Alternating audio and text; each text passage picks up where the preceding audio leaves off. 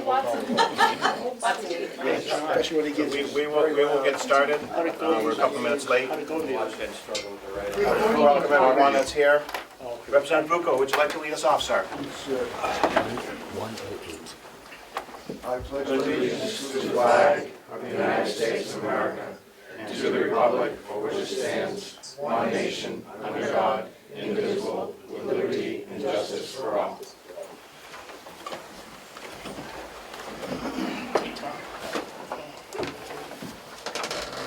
Mr. Clerk, would you call the roll as we have members on Zoom?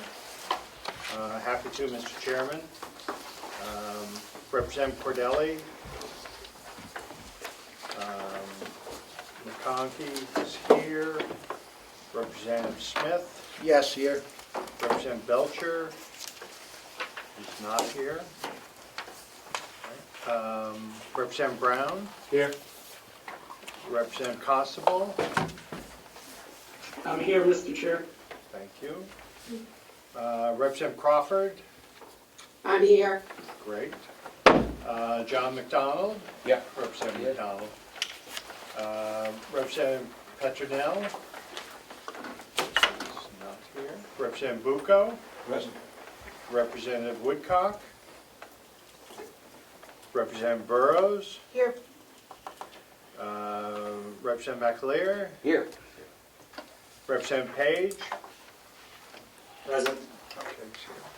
And the chairman, Avalani. Present, Mr. Clerk. So we're only missing 3, 4, for Debbie. We're missing the education committee people. They have a lot of names. But we do have a quorum. I believe we needed 8 present, Mr. Chairman. Yes, sir, Mr. Clerk. And we have that. We have that. Thank you. Move to a motion to approve the meeting minutes. I'll make that motion. Thank you, Mr. Clerk. Do we have a second? Yeah, second. I was going to say, nobody wants to approve the minutes. Representative McDonald for the second. No, thank you. Any discussion? Mr. Clark? The clerk votes yes. Representative Smith? Yes. Representative Brown? Yes. Representative Constable? Yes. Representative Crawford? Yes. Representative McDonald? Yes. Representative Bucco? Yes. Representative Burrows? Yes. Representative McAleer? Yes. Representative Page? Yes. And the chairman? Yes.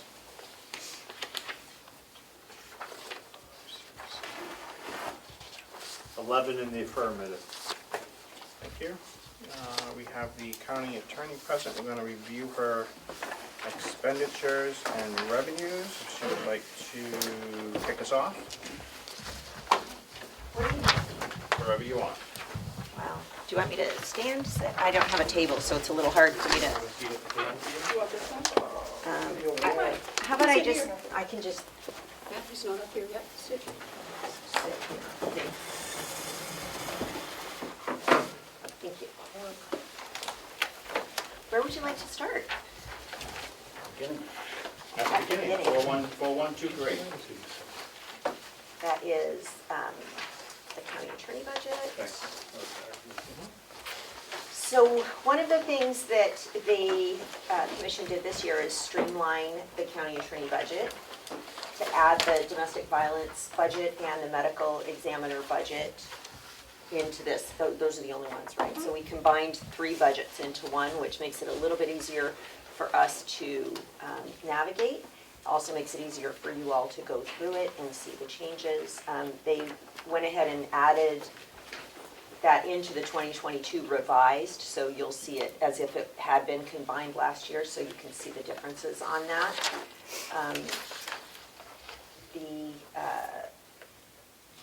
There were also some additions, which I'm sure that you all are used to by now, of medical expenses and things like that that were added into our budget.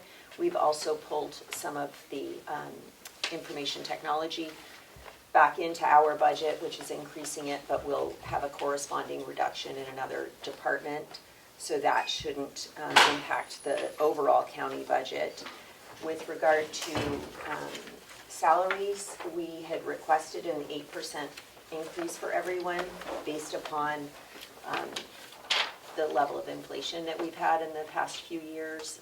The commissioners adopted 5%, and I am not requesting more than that at this point. We will accept the 5%. I had requested the addition of another felony attorney. The commission indicated that they were not in favor of that.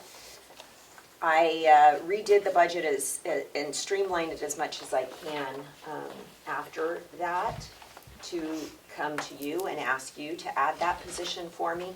But what I did is I just put it down to a 1/4 of the year rather than 3/4 of the year. I think that we will have 2 law clerks this summer that are going to be able to assist through the summer. I think that that will get us through. Last year, I did not request an additional attorney because we were able to access some funds from ARPA and add support personnel, and we were able to manage to get through last year. Our caseloads since the last time we added a felony attorney have increased dramatically. I would say that I understand that this delegation has the unenviable task of trying to balance savings to the taxpayers and also ensure that they are getting quality of services from the county. I understand that that's a delicate balance. I would say, with regard to my budget and also for the sheriff's budget, that if we're going to be cutting costs or trimming things, public safety is not where we should be starting. Public safety is something that obviously I feel very strongly about.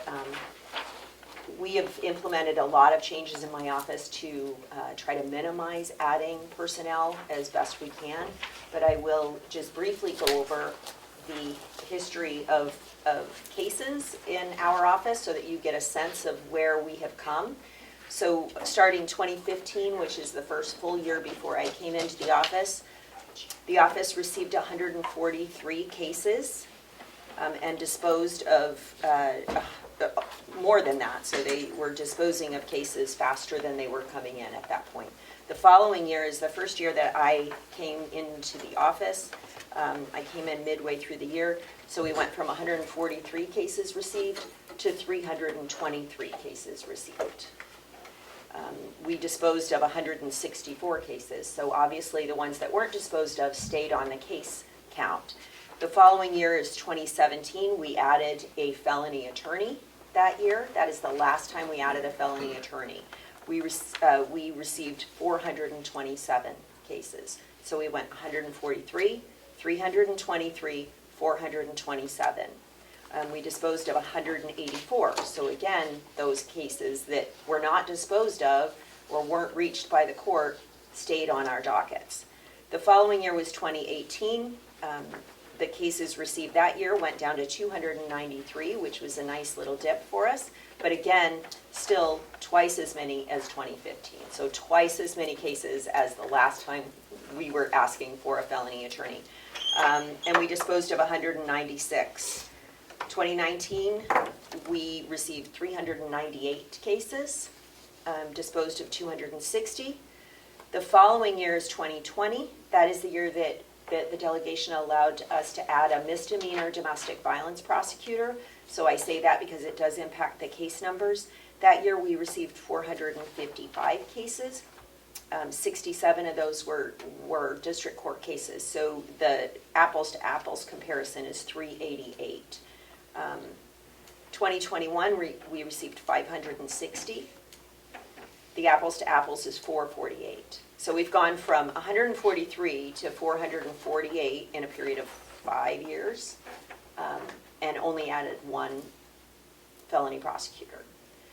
Last year we received 484, so right in that same ballpark, apples to apples comparison. We'll also give you the history of our cases that involve victims. So victim services in our office. In 2015, we received 87 cases that required victim services. 2016, 196. 2017, 187. 2018, 162. 2019, 207. 2020, 237.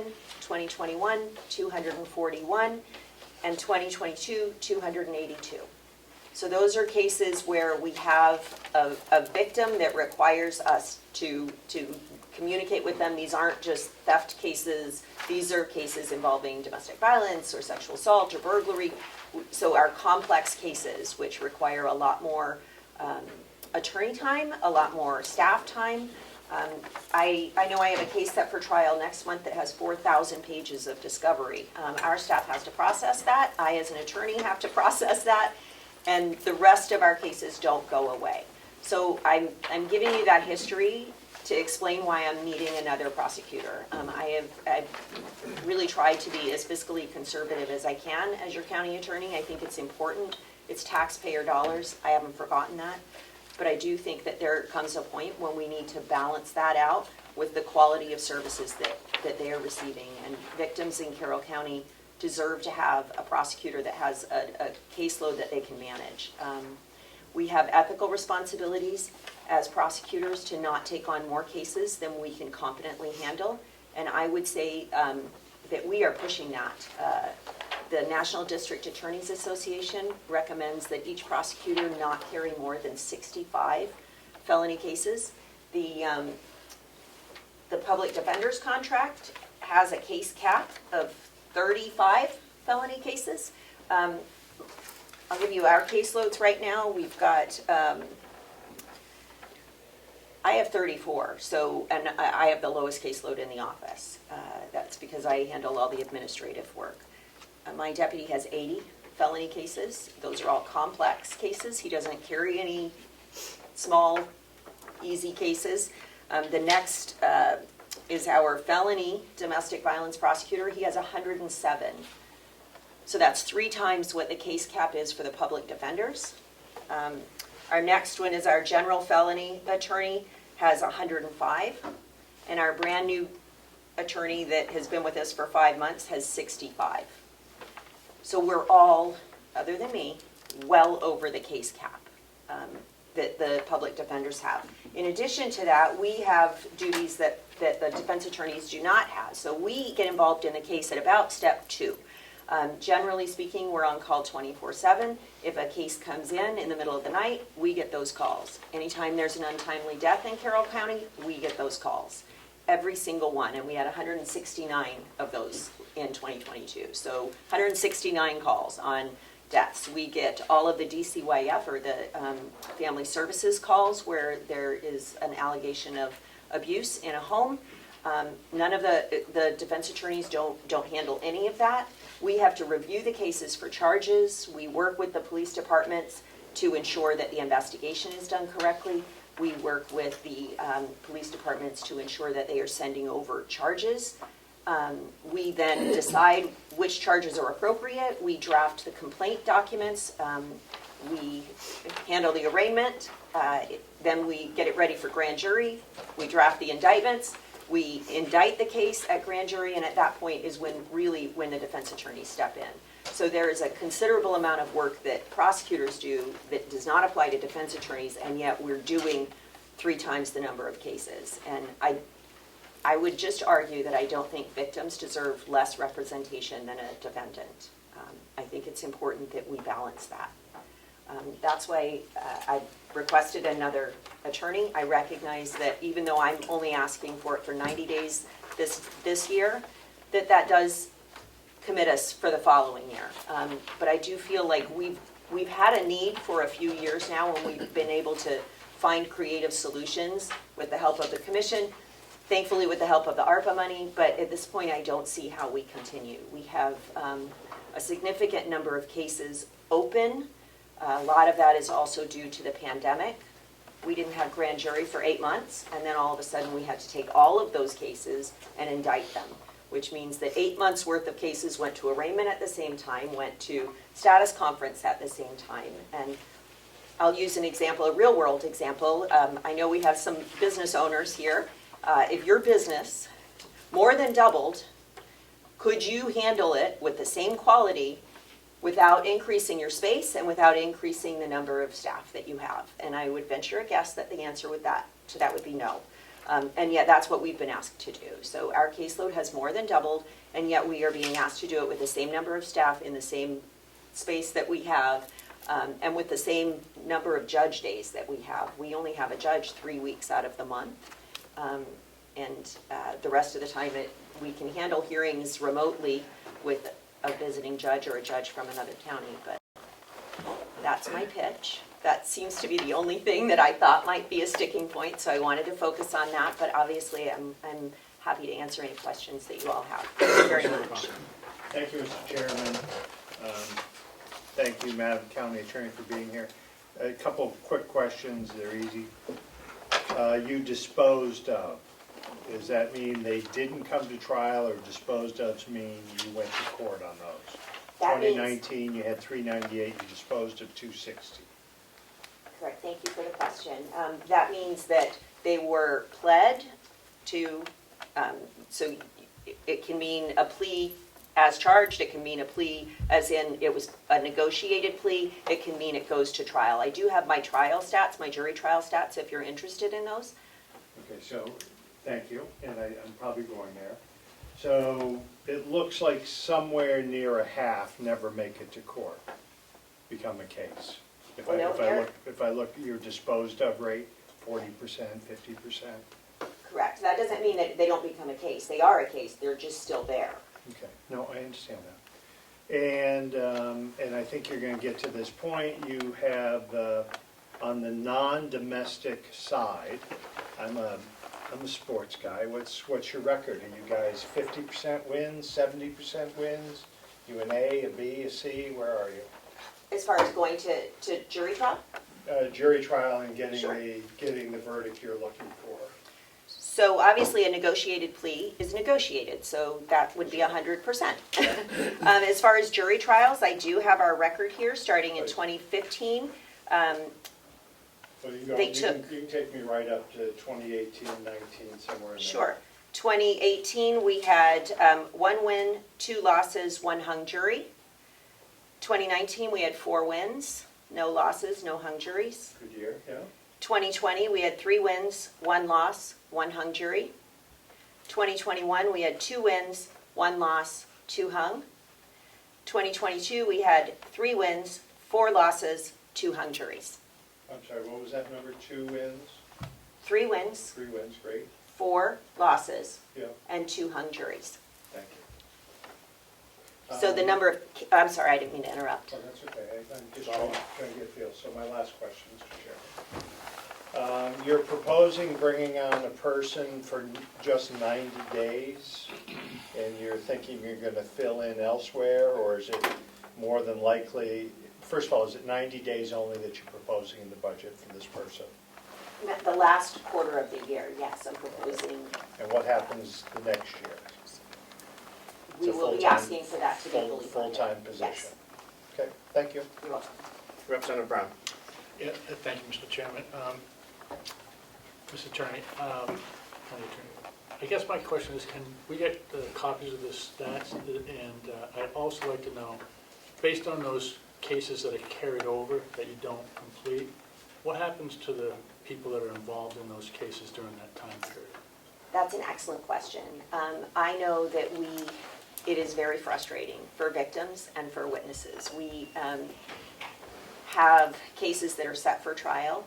First of all, thank you for the question. We have cases that are set for trial over and over and over again. I know I had a sexual assault case that had been set for trial at least 7 or 8 times. The victim had been subpoenaed, and the final, when it came down to finally going, she just said, I'm done. I don't want to do this anymore. She got no justice. That's not fair to victims, obviously. cases do just keep rolling over, which is why our caseloads just keep building. We have a lot of cases where somebody doesn't appear, they're just out on warrant. Those cases are still active. I did not include those in the numbers I gave you for our caseload. I only included active with actual cases going, hearing set, things like that. So I believe the last time I checked, our open cases, meaning that they may be on probation where we're still involved, they may be out on warrant, or it may be in court, was 1,100. Follow up, Mr. Chairman? Please. So so just based on those years you talked about, we have 1,100 cases that are basically languishing, that people aren't getting due process. I don't know what the right word is, but the fact that we have people sitting there trying to get justice, and it's carried over for how long? I think that's an excellent question. Thank you for that. Not all of them are victim cases. Let me just be clear. We do have a lot of cases where they are simple possessions or things that don't involve a victim. But the criminal justice system does work slowly, and it is overwhelmed. I'm sure that the public defenders and the court went to request more money for the Public Defenders Association based on the caseloads and the fact that we are overwhelmed. It is always. I've been doing this for 27 years. It's always been like that, but it is worse now than I've ever seen it. People aren't getting the justice in a timely manner that they deserve. Some of that is we don't have enough judges, we don't have enough judge time. Some of it is, the defendant goes out and doesn't ever appear, and there's a warrant outstanding, and we can't move forward without the defendant. So there are very, very limited circumstances where that can happen. I know that, for instance, district court cases, those move very quickly.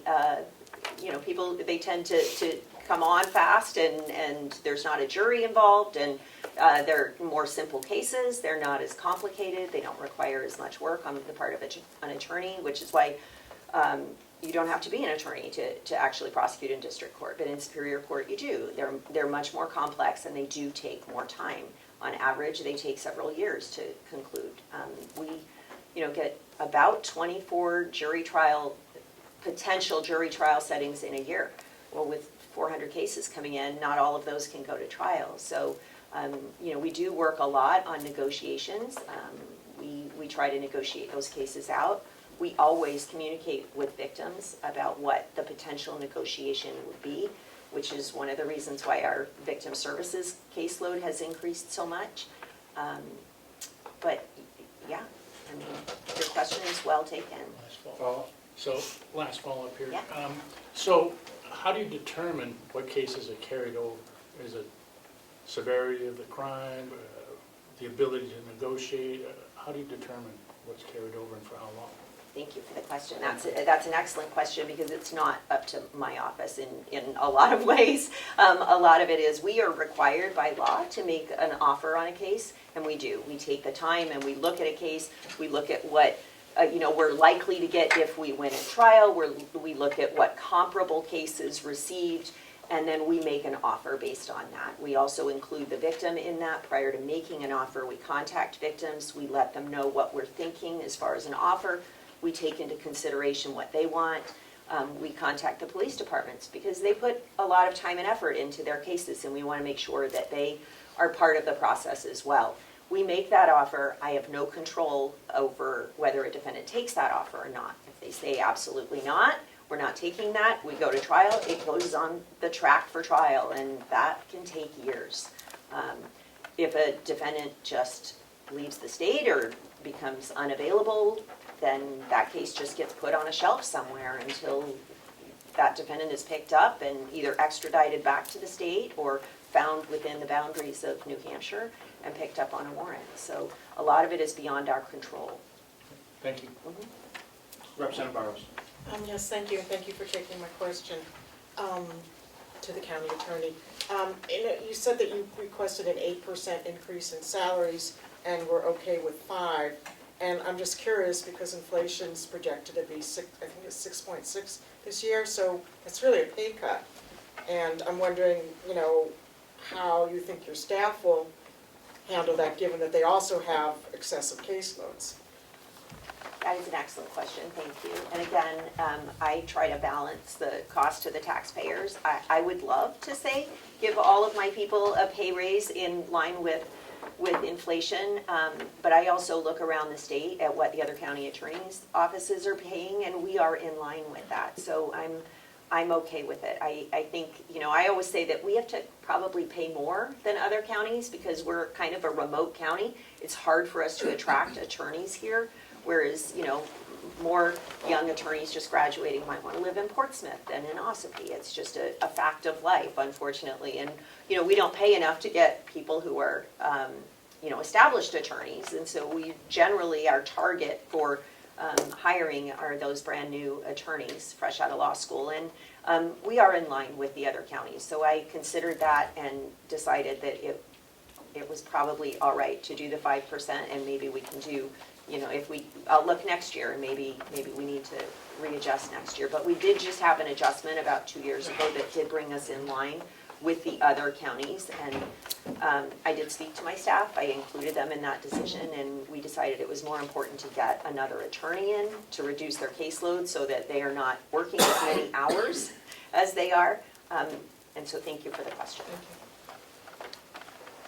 We have questions for the county attorney on the county attorney budget 4123. 4124, victim services. Would you like to go through overview on that one? I don't think there are any surprises on that one. I don't think there are any. I had originally asked for another victim services person. As you heard from my statistics, we are a little high there, but we were able to find money in the with the ARPA funds to be able to at least fund a partial half-time person there. So I'm not renewing that request at this time.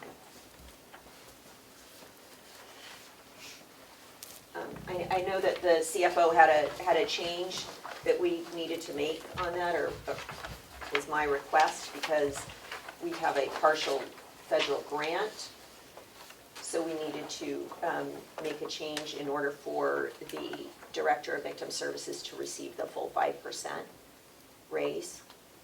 Do you want to address that? Yeah, it was, in past years, that position has been split 58% county victim services, 42% the grant. And so in order to provide for the increase, we just changed the allocation to 60 county, 40 grant.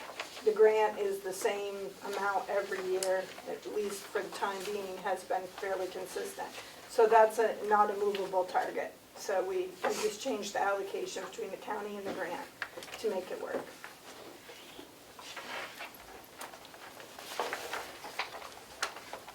For the new members, Ms. County Attorney, could you give them an overview on the victim services from the time that you were here and to where it is today?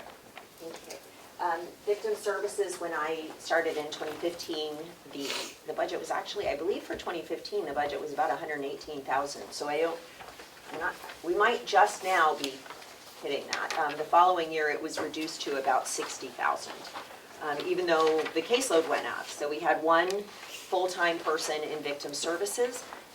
For those of you who don't know what victim services do for the county attorney's office, we are required by the statute to provide victim notification of cases, to allow the victim to have a conversation with the prosecutor, to allow the victim to input on plea negotiations, on the release status of a defendant, and on sentencing of the defendant. So our victim services department refers people to counseling, makes sure that they have all of the services they need. They assist them in getting victim compensation funds if they need to, for instance, change their lock or move or get security system installed or anything like that, that would get reimbursed for any restitution that they may be owed for counseling services or for missing work for court, things like that. So they also, along with the assistant county attorneys, go to the Child Advocacy Center in order to be present and participate in interviews of children who are victims of sexual or physical abuse. So that is another thing that they do. They make sure that the victim's Bill of Rights is complied with and that each victim has a copy of that and understands it. They provide, they act as a liaison between the attorney and the victim to ensure that the victim is aware of all hearings, that the victim's inconveniences associated with criminal justice are kept to a minimum, and to ensure that they feel heard, essentially. We did add a second victim services person because our caseload absolutely required it, and so that was added, I believe, in 2019 is when we added that second person. I had requested a third person when I went to the commission, but I think the commission's position was well taken, and I was concerned that we wouldn't be able to find someone for part-time, and I realized that that's probably not a good reason to ask for a full-time person. So we were able to find the funding without additional appropriations to do a part-time person, and so we are going to hopefully get started on looking for a part-time person.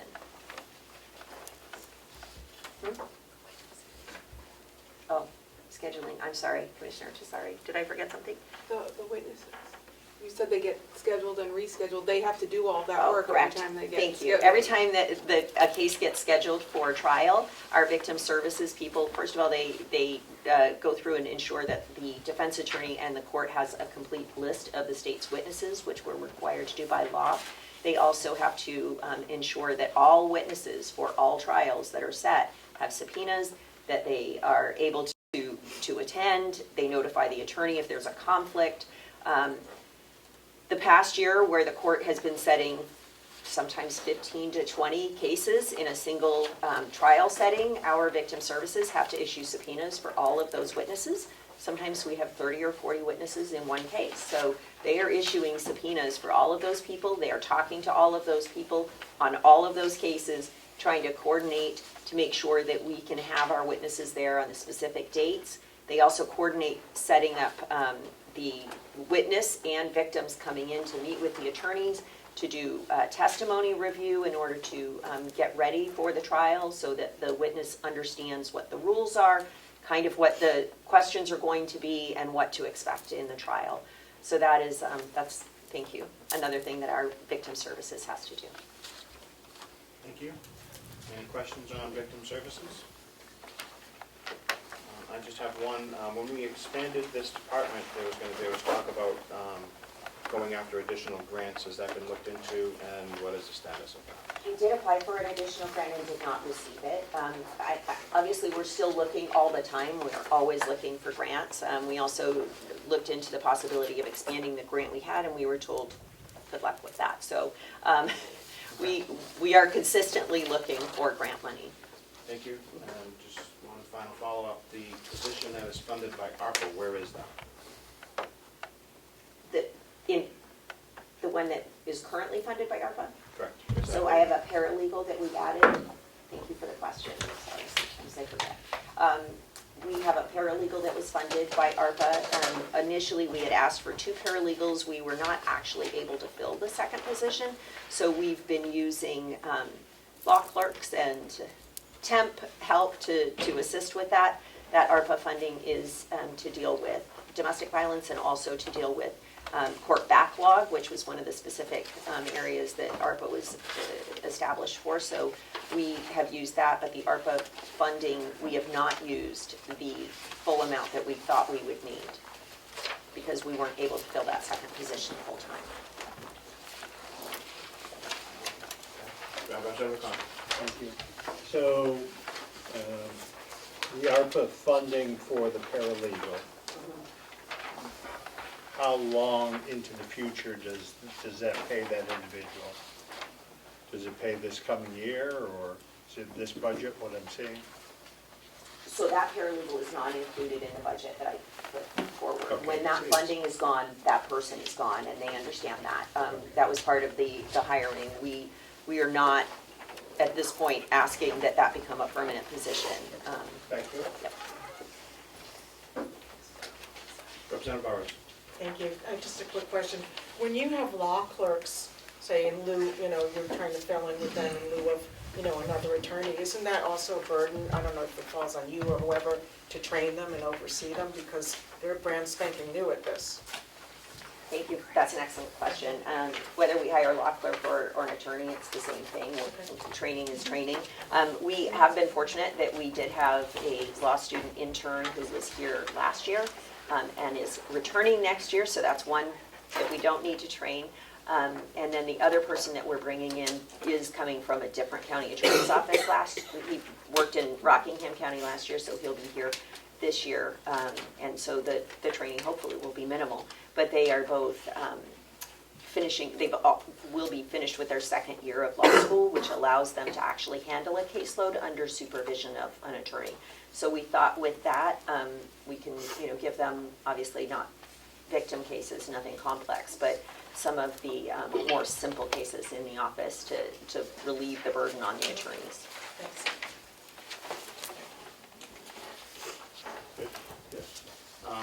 So you discussed the ARPA money and that position. Is that position in this budget, in the breakdown that we're holding? No. That's separate.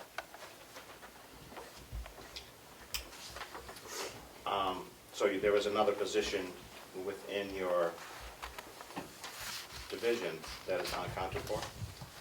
A paralegal, yes. That's why that we had initially gone to the commission with our proposal for ARPA and requested 2 paralegals. And we were only able to, we hired 2 and one left rather quickly after a few weeks, and we have never were able to fill that position. So we have 1 person, yes. Anyone else? There's 2 listed here, and both of these are open? 2 paralegals? Correct. I have 2 paralegals that have been here for several years. They're still here. Okay.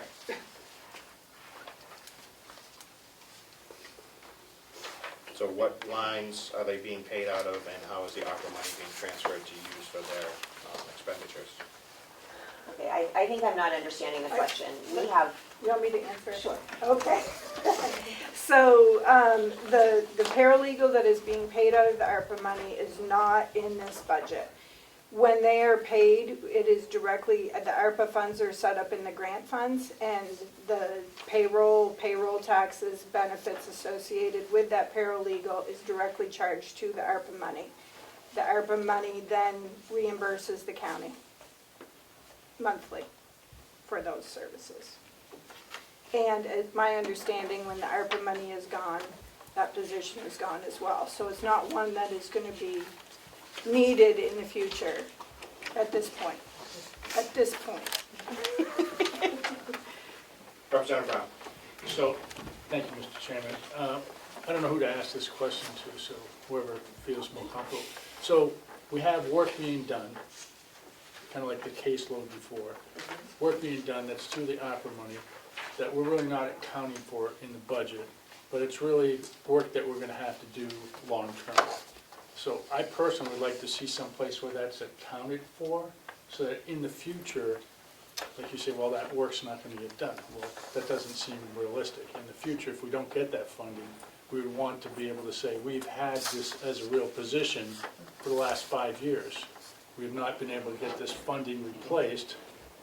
We need to do this so we can manage our caseload and the work that we have to do as an county. So I'd like to see that someplace so that we can at least look, when we look forward, say this is monies that, it has been credited to us, but it's really our workload. So otherwise the work's not going to get done in the future, and I don't see how it's realistic. well, we always try to do more with less, especially I think in law enforcement. I think that goes without saying. I did make a promise when I came and asked for that ARPA money that when the money went away, the position went away, and so we will have to find a way to make that work. I hope that we can do that, but I understand what you're saying, and I think that the CFO can provide that to the delegation. Sure. Is that reasonable, Mr. Chairman? Of course, because that's where I was going. Thank you. What was the cost for last year for that position, for ARPA funds? I don't have that with me, I'd have to go look it up. Um, Not get that for you. I think the delegation should probably take a look at that. Representative Bucco. Thank you, Mr. Chairman. I thought that the CFO stated that that funding is in the grants line, or grants account. It is. It is. So it is accounted for somewhere. Correct. It's in the grants. I just, because there was a position that's still here that's not here in our worksheet, Okay, and it's coming out of the ARPA funds.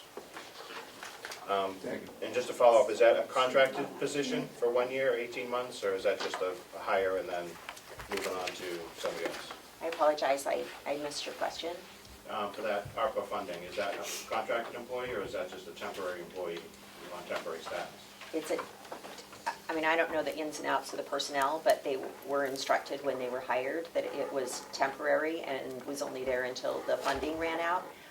We also would, I do need to reiterate that because of the ARPA funding and the way that it was requested, that position is to help with the backlog at the court. We don't anticipate that backlog to be there forever. So hopefully, we will get ahead of it at some point, and then that position will not be needed. But it was designed to help with that huge backlog that came after, that we're still dealing with. So I don't know if that helps. Does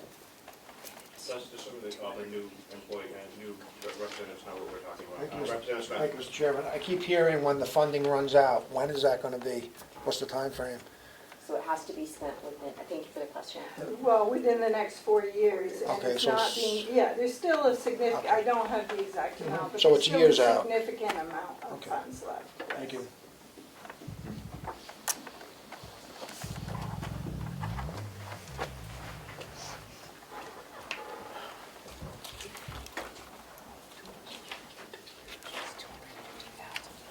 Could you also speak briefly about the DV prosecutor and the investigator and how we got there Yes. Oh, thank for the you. new members? Thank you. Excellent question. So the domestic violence cases that are misdemeanor cases traditionally have been, those are handled in district court. In district court in Carroll County, we have 2 district court prosecutors that are attorneys, I believe. And the remainder of them are police prosecutors. So they are police officers who are go through a few weeks of training, and then they are handling the cases. And I think they're all wonderful. I think they do a great job. But when we came in to ask for a domestic violence prosecutor, what we were looking for was consistency across the county. Domestic violence misdemeanor cases, to me, are incredibly important because that is where you start to see the problem, and those cases have to be handled correctly the first time that somebody has interaction with the criminal justice system. It's very important to me that those are handled consistently and correctly. They're complicated cases that police prosecutors don't always have the time to handle. They have, as I said, we have 2 that are attorneys. One of them is Commissioner Tassari, and the other one is Tim Morgan in Wolfboro, but their caseloads are very high. They don't necessarily have the time, and they don't have victim services in their police departments. So we requested a domestic violence misdemeanor prosecutor to be added to our office. That did not help with the cases we had. Those were cases we didn't have, so we now have all of those cases that were brought into our office. We were able to hire an experienced prosecutor for that position. Her conviction rate at trial is 100%, just so you know. She does a great job. She had already 5 years of experience when we got her, so she has been remarkable. I don't have to worry about that department at all. She has all of the domestic violence cases that are in district court across the county, other than those that are handled by Troopy, and I believe Conway retained their own. But all of the other towns, all of the domestic violence cases come to our office. We sit right around 100 cases a year, and because those are misdemeanors, that is an acceptable caseload for a prosecutor to handle in district court. So, and with regard to the investigator position, several years ago, we added a part-time investigator to our budget. I think it was 2 years before we were able to find someone that had the qualifications necessary. I had always promised the sheriff that it would be somebody that he approved of as well, because their law enforcement certification goes through the sheriff's department. Even though they are not actually doing work for the sheriff's department, they are doing work for us. But I'm not certified law enforcement, so I can't maintain their certification. So they maintain that through the sheriff's department. They do their PT, they do their firearms certification all through the sheriff. So we had this part-time position, were not able to fill it, did not receive applicants that met the qualifications that we were looking for. We were finally able to fill it. We had it filled for about a year, and that person left, and then we were not able to fill it again. It seemed like the sticking point we kept coming up with is that it really needs to be a full-time position. Otherwise, because of the way law enforcement works, we were only going to be really able to attract retired law enforcement to work part-time. Law enforcement doesn't want to work part-time and not receive any benefits, so and there just really weren't any applicants that met the qualifications. We live in a digital world. We need officers that understand how to navigate that digital world, how to preserve, Snapchat logs, and how to understand IP addresses. We need all of that, and we really were needing a full-time, sort of newer law enforcement. So we were able to come to the commission, find the funding by shifting other positions, letting some positions go unused and taking that money and putting it towards the investigator. And we found the salary and all of the other benefits that went with that to make that a full-time position. And within, I think, 30 days of making it a full-time position, we had several applicants, and one of them was really outstanding, and we were able to hire that person into the position. And it has been, a godsend. All of the departments, I think, are running short. I don't know of a department that's not running short as far as law enforcement. Pardon? Sorry. So when we have follow-up investigation that needs to be done, that is adding a burden to the police department, whereas now we have somebody that can go do that. They can go interview a witness. They can go track down a witness. They can do that. It is their top priority, so it's getting done quickly. It really has assisted us in boosting the quality of the cases that we are getting ready to take to trial. Thank you. You mentioned that the money was found. Can you tell us how that was found? Because I don't see anywhere in this description where there would be extra money to fund a full-time investigator. Thank you for the question.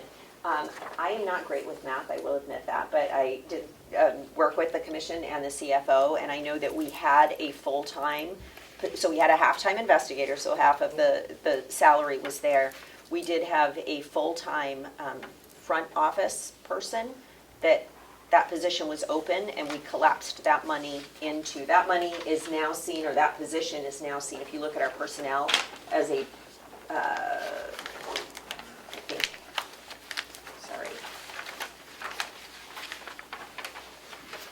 you look at the personnel schedule,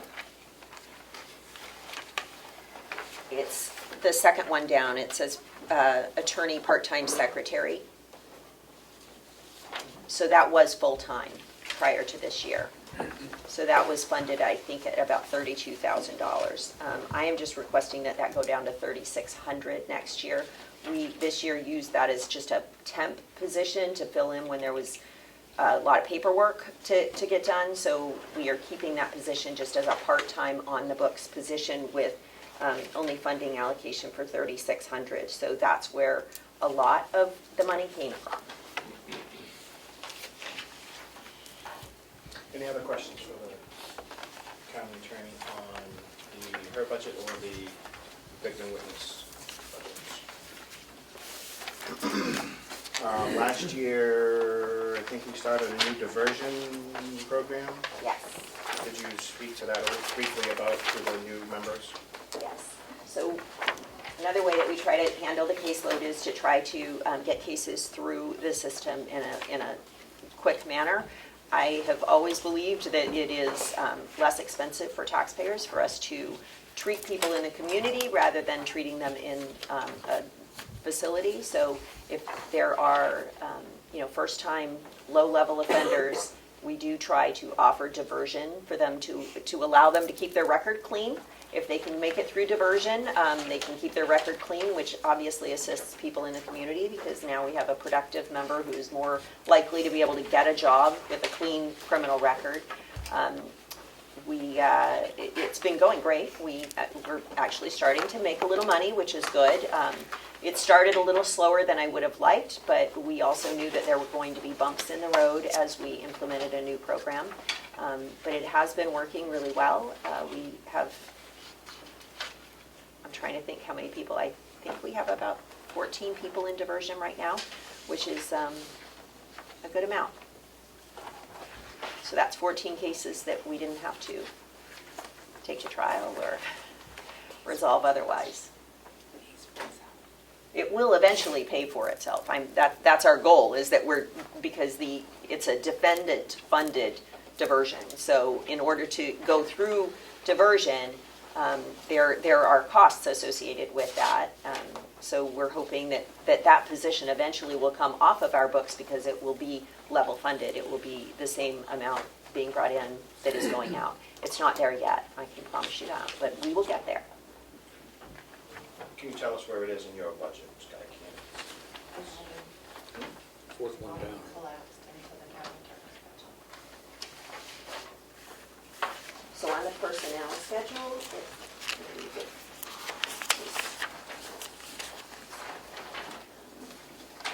Diversion coordinator? yes, diversion coordinator, yes. And is there a revenue line with yours as well? There should be a diversion revenue line. Carroll's has Yeah, it. no, we don't have revenue here though. But yes, Do we have an idea of what that number is? it's just starting. It's just starting, so I believe the revenue anticipated for the year that I had put in last year was 5,600. I think we're at 14 or 1,500. Okay. Mr. Chairman. Yeah, Representative Brown. Thank you, Mr. Chairman. Quick question, since I'm new. Can you tell me what types of offenses are eligible for the diversion process? Sure. Thank you. We don't actually have a defined set of them. What I can say is that generally speaking, they are the low-level drug offenders who need treatment. We do have a drug court, which was put together by the Superior Court, but that is a high-risk, high-needs court. So that is somebody that already has multiple convictions and is basically headed to prison. It is their last stop before prison. You can't combine first-time offenders with high-risk, high-needs offenders. So my goal was to have a place to put those first-time offenders that maybe before they get all the way down the road, we can pull them back onto the right path. So that's essentially the cases that are really going there. We also do thefts. The third-time theft is a felony, so it's a way to maybe keep that felony off of your record. If you get through the diversion program, you can have it entered as a misdemeanor instead of the felony. So those are cases that, they also are the sort of lower-level cases for our attorneys to handle, so they wouldn't require a lot of time, but my goal is twofold. One, to reduce the caseload of the attorneys, and two, to really give these offenders a chance to shine and to not have that criminal record. Because I do think that our office is not just about getting convictions, it's about seeking justice. And what is just in one case is not just in another. So you get some 18-year-old kid who's, makes a bad decision, I do think that they should be allowed to have the chance to keep their record clean. So, or even older folks, it doesn't have to be an 18-year-old. I was using that as an example, but. Thank you. Mm-hmm. Any further questions for the county attorney on that? I do have that ARPA number if you'd like it. Can we get it in written form? Sure, So we get it to all the members, including the ones on Zoom and the ones that aren't here? sure. Thank Milligan, Miss Simmons, excuse me. Mr. Chairman, Representative McDonald? thank you. When will we be voting on this budget, this particular budget? I usually like to hear them and then vote on them, so we'll be voting on them to pass them at another meeting.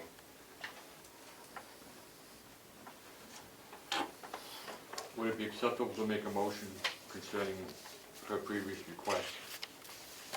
Say that again?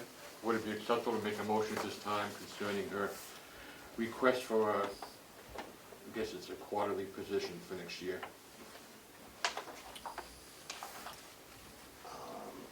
If you'd like to make that, you want to Quarterly pass for your this budget, year. because I For think the we up should, this year. I think we should digest what's in front of us first. I think I'm comfortable, and I don't, I'm comfortable in doing it. But I don't know if I have a second or not, to be honest with you. I would second it. I'd make the motion to do line 007, which is the new assistant for a quarter year in the amount of $19,500.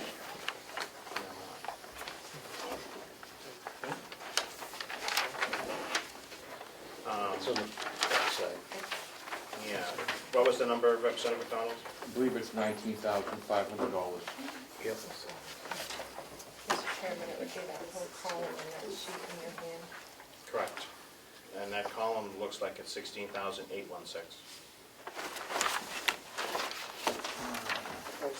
Associated.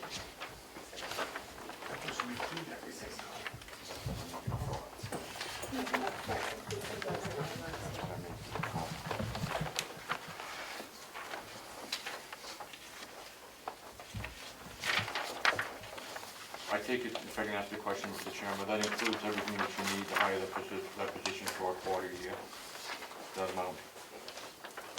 Are you asking that of the chairman?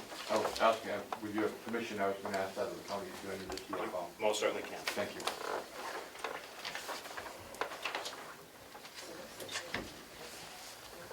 The additional quarter. For the additional quarter person.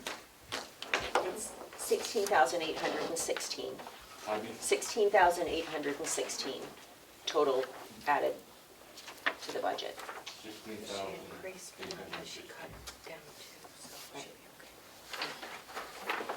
Is that your motion, Representative, 16,816? Yes, please. Thank you. Representative McAleer, that's your second?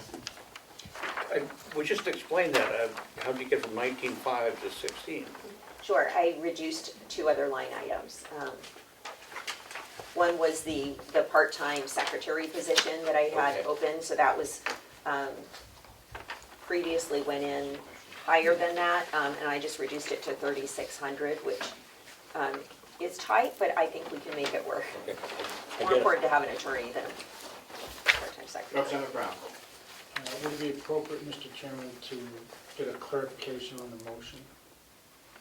Certainly, it is to add another position to the county attorney's office in the amount of 16,816 for the remainder of 23, the months from October, November, and December. Okay. Would be my, So that would be without commitment for next year?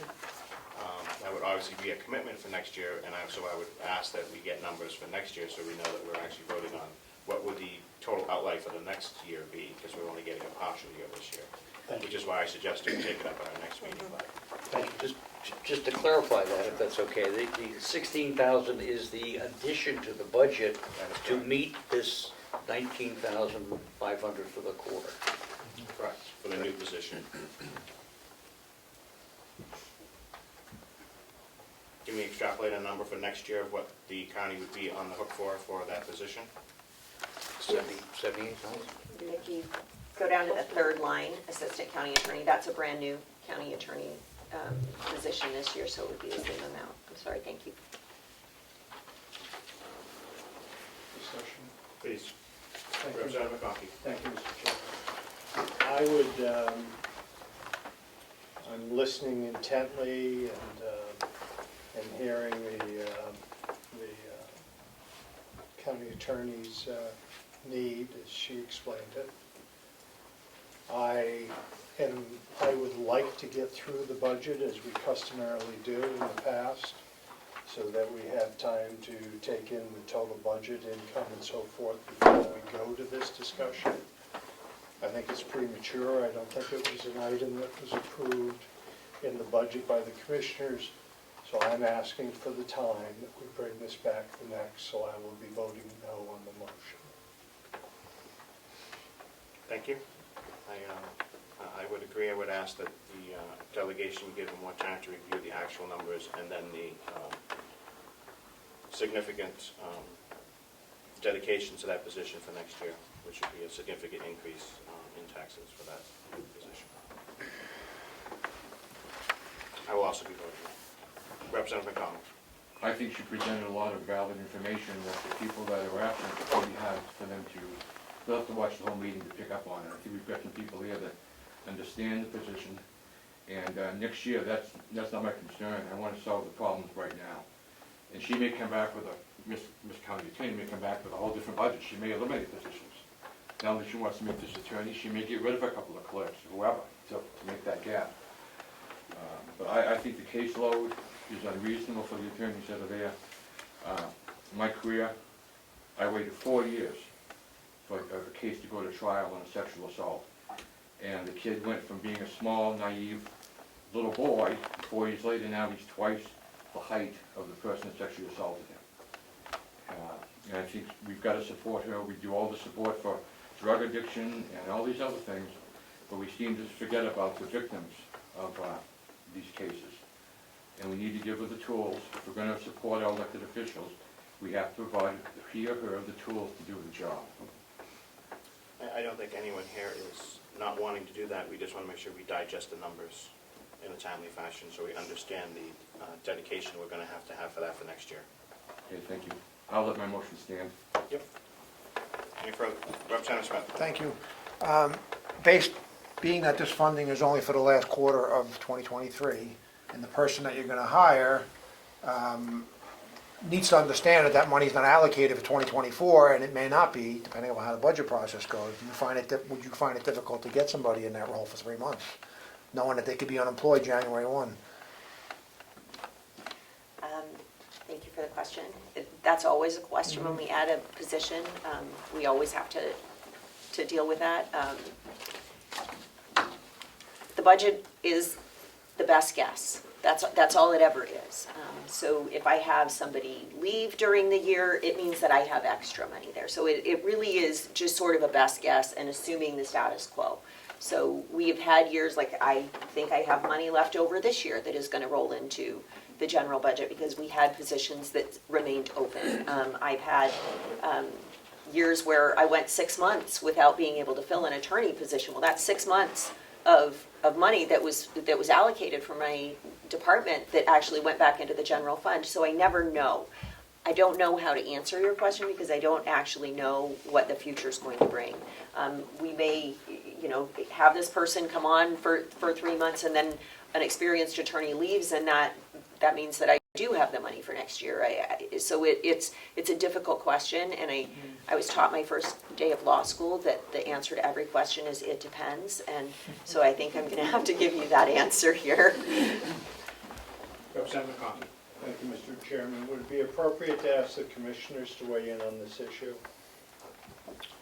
I would think one commissioner, if they want to give an overview of their budget, but that would be up to them. We have the pleasure of having Commissioner Tsari here this time, which I did not last time. I'd like to ask, or if you think more appropriate, Madam, one of the other commissioners.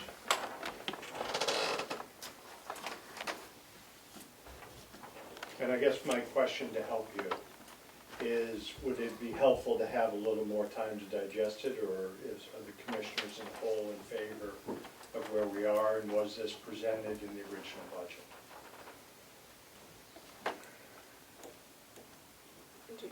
Okay. Well, they don't. They don't. You certainly don't have to. Correct. Because this is outside of your meeting. But if you would like to, we would certainly like to hear it. I think all we do when we hear the information is make the best budget we can make, and then we present it to you all who do your magic to make a budget that's the final one. We certainly heard about the attorney, and we strategized, and then things are ever evolving, they're not stagnant. So needs that she may have had when she originally pitched her budget to us in November have changed since now, and she's the one that decides, is the investigator more important, is the attorney more important, is a support staff more important, how they're gonna be paid and whether they're gonna come from ARPA or not come from ARPA. So we gave you the best budget we could, and we stood by, I think, ours, unless Madam Chair has a different take on it, our budget, and now it's up for you all folks. My personal opinion is I find it hard to look at the budget one department by one department, because one year, the county attorney's office, like this year, may be very stressed. They may have a need based on this case backload, and they may need the money, and another department, like the sheriff's department, may not need the money. And so maybe you make a decision to take from one and give to the other, maybe you don't. So you have to decide what's important to you. So I personally don't like looking at them individually, but that's a personal preference for you folks, to do what you feel is appropriate with. We thank you for those. Representative McDonald. I just have a question for the CFO. I'm on the Budget Committee in Wolfboro, and we're able to tell exactly how much an addition costs to fund it. What's $16,000? A quarter of a penny out of the whole county budget? Yeah, I mean, it's right, it's not significant, $16,000. What would? I don't know what the, if it's a, quarter of a cent or a cent, or, I But don't know. it's probably not an extra nickel. on the No, county budget. absolutely not, It's no. probably very minuscule compared to everything else. Right. Thank you. But those minuscules add up when everybody has one. Yeah, they do. Only if you add them up. Yeah. Yeah.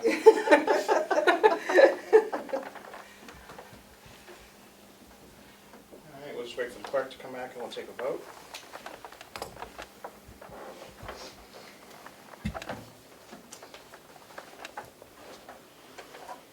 Oh, I'm sorry, Representative Kukoc, you had a question. Thank you, My Mr. apologies. Chairman.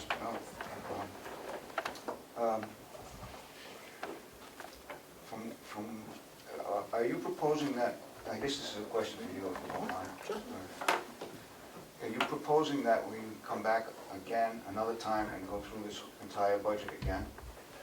No, just so we can digest what was given to us today, because I know it's difficult for some people to digest everything in one day and then vote on it. Okay, well, I guess, may I follow? Of course. I guess what we normally expect is that when we do have a meeting like this, that we may vote on the budgets that are presented. So I would ask, is it appropriate for me to propose an amendment to the representative's motion, and make a motion that we vote on the entire budget, the proposed budget right now? Because when I look at my schedule, I don't know if I'm going to be back here to go through all of this again.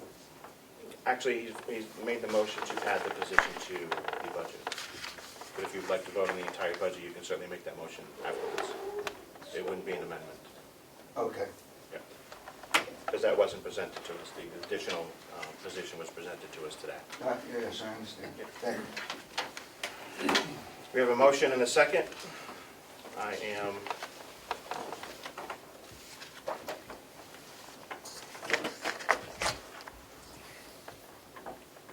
given the commissioner's explanation on the budget, I am going to vote in the affirmative to allow this position to move forward. And we'll take it from there. Question? Please. To be clear, the chair is just allowing the vote to continue on the position. And the chairman had said before that he was in favor. Is that still the position? Or did I misunderstand something? The vote's going to happen. The chairman said he was going to vote against the motion because he wanted more time. However, I will be supporting the motion at this point, given the commissioner's explanation. Okay. Conkey. Clerk votes no. Representative Smith. Yes. Representative Brown. Yes. Representative Constable. No. Representative Crawford. She's left. She left the meeting, Left, okay. Representative McDonald. Yes. Representative Bucco. Yes. Representative Burrows. Yes. Representative McAleer. Yes. Representative Page. Yes. Thank you. Chairman Avalani. Yes. The vote is 8 yes, 2 no, the motion passes. Thank you, Representative. Representative Bucco? Thank you, Mr. Chairman. I make a motion that we adopt the attorney's proposed budget of $1,236,590. Do we have a I'll second? second that. Is that Representative Page? Thank you. Yes. Okay, thank We're you. just doing the county attorney's budget. Just so we're clear, the revised proposed is the, in addition to the 16,816 from the commissioner's proposed of 1219. The 1236 includes the 60. Thank you. Any further discussion? Representative Burrows? Could you clarify, are we voting on this, does this include or not include another felony attorney? It includes a new felony. It does, okay, That's a perfect. new Or number. for a quarter of a That's the year. new number. For a quarter of a year. For a quarter of a year. Right. Any further discussion or questions? Mr. Clark? Thank you. The clerk votes yes. Representative Smith? Yes. Representative Brown? Yes. Representative Constable? No. Representative Crawford? She left. I'm sorry. Representative McDonald? Yes. Representative Bucco? Yes. Representative Burrows? Yes. Representative McAleer? Yes. Representative Page? Yes. And the chairman votes Yes. 9 yes, 1 no, the motion passes. Representative Bucco? Thank you, Mr. Chairman. I'll move to the victim witness account and I move that we adopt the attorney's proposal, revised proposal of $158,375.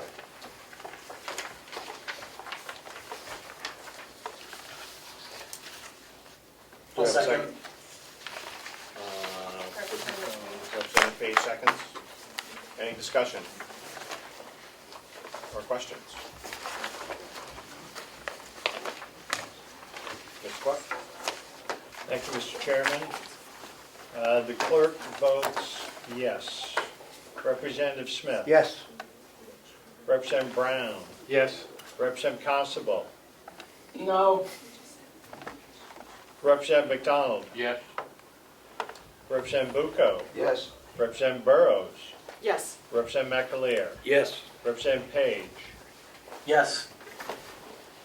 And the chairman votes Yes. Once again, motion passes 9-1. Thank you. You're welcome. And revenue for the diversion program will be taken up when we deal with revenue. Thank you. Thank you, thank you very much.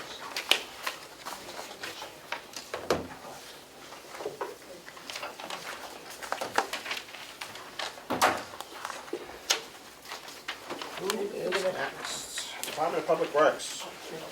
Director DeWitt.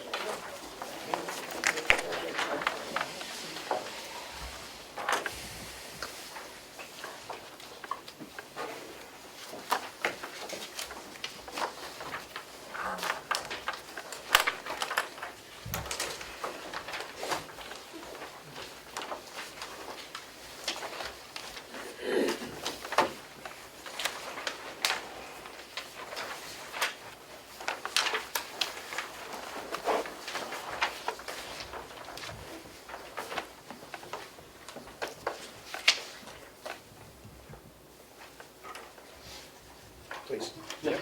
Just an overview of your budget, and we'll ask you some questions. Okay, would you like me to give a quick overview of what our department does for the new members, Mr. Chairman? Please. So, my name's Will DeWitt, I run the DPW. We have several hats that we wear here on the complex. The first one is outside maintenance things, so all the plowing, all the lawn mowing that takes place on the complex. We also run the water department, which feeds the county complex and a little over 40 customers down in the village, Ospey Village. And we also run a sewer department, or wastewater department, excuse me, which is just for the county complex here. And we also run, help maintain the rest of the land. The county has a little over 800 acres that are mostly in woodlots, so we'll work with the forester on those. And then we also run the hay operation that's left of what we do. There's about 85 acres or so that we do of hay operations for the county, and we sell all that hay. So pretty much, like I said, anything outside is kind of on our purview. Tells you we had about a 1.2% increase on those line items, which I consider that we have control of, so to speak. And so going right down through those, I'll point out some of the new ones that got added to our department this year, just like I'm sure all of you have been hearing with all the other departments, getting, you know, electricity, propane, all those things added to our budgets that used to not be there. Starting with overtime, we budgeted the same as last year. Salaries, to speak on that real quick, we have 2 full-time employees, one of them being myself. Got the 5% increase that the commissioners recommended for non-unions. And then we have 2 summertime help. Those are 2, I refer to them often as kids, although the one that started at 16 is now in college and still comes back and works for the summertime with us.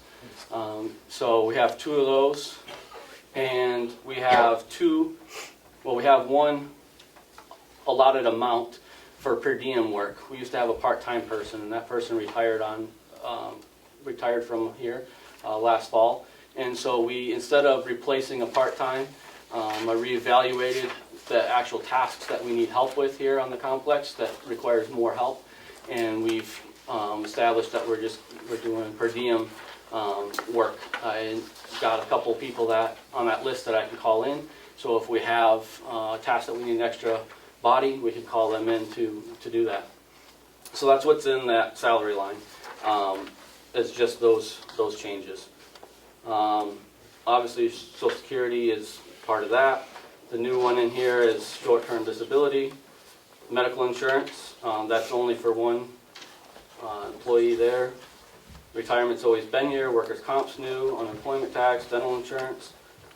Skip down to education and conferences. That one is because we have to take, I hold 3 licenses, 2 water licenses to run our water department and 1 to run our our wastewater department. And also my other full-time employee has a wastewater license because the state requires the county to have 2 wastewater license operators. So education and conferences, have not been to a conference, I don't believe, since I worked here. It's all education for my department. It's to get I have to have every 2 years 20 credit hours of continued education to maintain my licenses for the water and 10 for the sewer. That number often goes up and down. You see we did 500 last year. We budgeted at 700 this year, and that's because my license is due every other year. So I tend to take most of my education that second year when it's due, and then the opposite year is when my other employee, his license is due, and he takes less classes to pass that.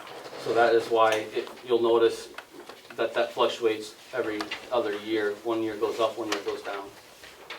Medicare is what it is. Water testing, budgeted the same as last year. We test twice a month. We send wastewater tests up to North Conway Lab that performs those tests, and then also twice a year we have Eastern Analytical come out and do our groundwater testing, which is required by the state, and that's all on the wastewater side. On the water side, we have quarterly testing. Those are different things that are done, and the state tells us per year what needs to be done. We just went through the waiver process to get a bunch of like SOCs and things of that nature waived, because if you have good testing for so many years, then in a row, then the state will give you a waiver to say, okay, the next 3 years, you don't have to test for that, you know, and then they might check in. So it kind of gives you a break because those tests are very expensive. We just went through a big round of redoing those. And we also test monthly for bacteria in our system that's required by the state. Trying to think of all the other testing, but I left that the same because we've stayed within it. It's been the same for many years, and